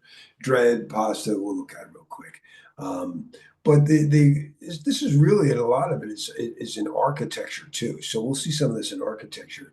And when you're building something, you have to figure out what could go wrong. You know, what could go. So, in this way, when you design something, I thought of that. I already thought of that. So STRIDE addresses, it's an acronym, spoofing, and that's could somebody change who they are. I said the first step is who. If you don't know the difference between the attacker and the administrator, all bets are off. Tampering. Could you tell if someone are you hashing it? Whatever. Some way to tell if it was tampering. Repudiation, digital signatures. That's pretty much the only thing that does it. At least in the technical. Information disclosure. Is there somehow other information that maybe not needed to be there? I don't even know why we're collecting that. So you would watch for privacy by design. That you're like, I don't even know. Maybe we don't need to collect this data. Then that way I don't have to protect it. So be careful. Minimize data minimization. Just take the least amount. But information disclosure can have a few different ways. Clear text when it should have been encrypted. Whatever. Denial of service. Right, be careful because any hacker will tell you there's just no way to prevent it. Hello, we don't see the slides changing. You don't see 1.10? Oh, okay, you're on 1.10. Okay, I thought you were. Yeah, no, I'm looking at the D in STRIDE. Okay. So spoofing, tampering, repudiation, information disclosure, denial of service. So no hacker can really stop that, but we have really a couple of different types of this. There's a one-to-one denial of service. Then there's like distributed denial of service, and they're hard to stop. But the worst is the distributed reflected denial of service. It's just not going to stop all those. But you do need to know best practice countermeasures, and you look for things like redundancy and whatever, some rate limiting, so they can only send so many things in a certain time frame.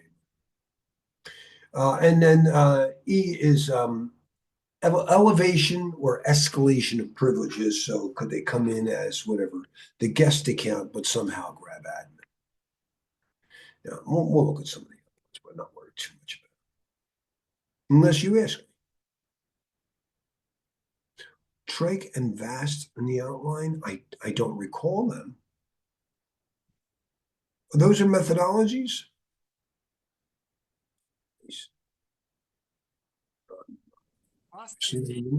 Modeling for the agile, tailored to the agile model, something like that.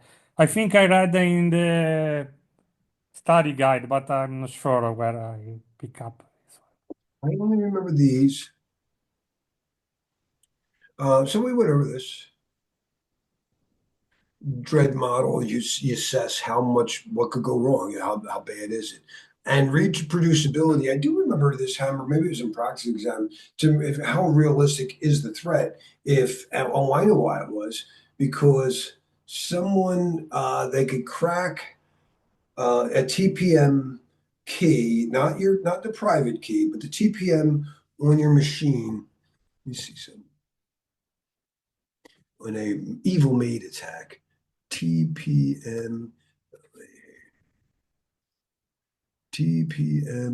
hack evil maid. But the realistic thing of the ability to reproduce it is not easy. So yeah, you can breach sub. Oh, look at this one. But you need physical access to it. So it's not really that easy. Exploitability to determine the effort, and again, that's it. And then the affected users, how many people and who, would it affect customers, etc. PASTA, what is the overall process? What are they attacking?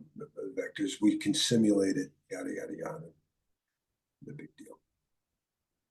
But they've been talking about Stride for a while. In the Microsoft Stride threat modeling methodology, what does the E represent?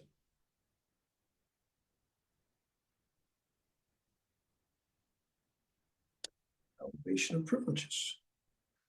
So it's called escalation.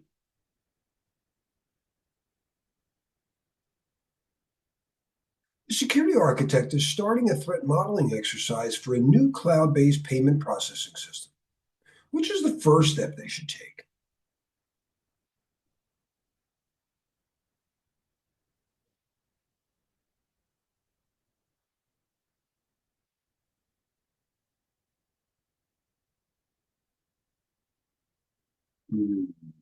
Yeah, I like C, and I probably didn't say that enough. You need to figure out where the data flows. So let me figure out what is the system doing and who's moving things around. I like Charlie better. And then once I see where the data flows, then I could start looking at those pipes. Let me see what's going on here.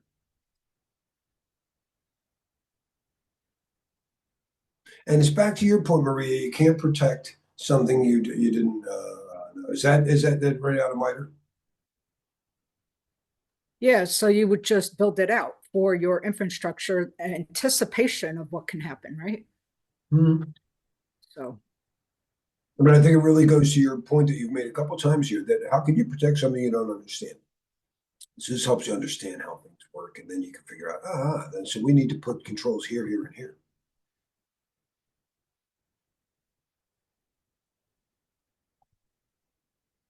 A team is using the DREAD model to assess newly discovered vulnerability in their web application. Which assessment would provide the most valuable input for prioritizing this threat?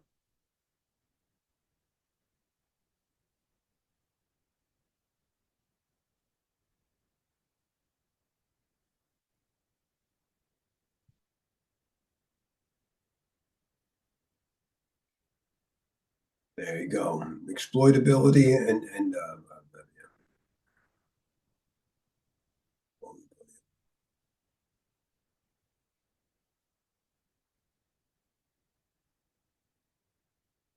a couple of minutes. Supply chain risk management concept. It really hit us hard after COVID, and I think that was one of the impetus. I might be ahead of myself, but if you work with SP 863, for many years Rev 4 was out, and it was 18 controls.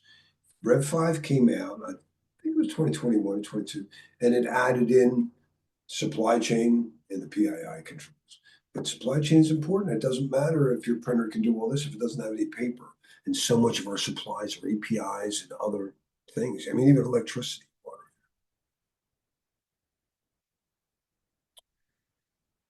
So, oh, there was something on the SBOM back there. Did we miss it? No, okay. All right, so maybe it's a software. So you want to understand the supplies, and sometimes the product was tampered with. I remember going back I think 20 years ago, a Compaq, if anybody remembers Compaq, they were acquired by HP. Compaq, diagnostic disc that was tampered with before, and it was spreading viruses on people's machines. Came from the vendor. Obviously, the counterfeit stuff, hardware implants. Who was just talking about the robots that they're building the parts in China? And how do we know that these robots aren't going to have unauthorized hardware? I'm more likely that they will. So whoever said that, I am so aligned with you. The supplier trustworthiness, and there's, anybody can have a bad day, but sometimes we have issues. And then just understanding, we talked about the supply chain and making sure that what we're getting is good. I might be buying Cisco routers, and Cisco's good, but who am I buying them through?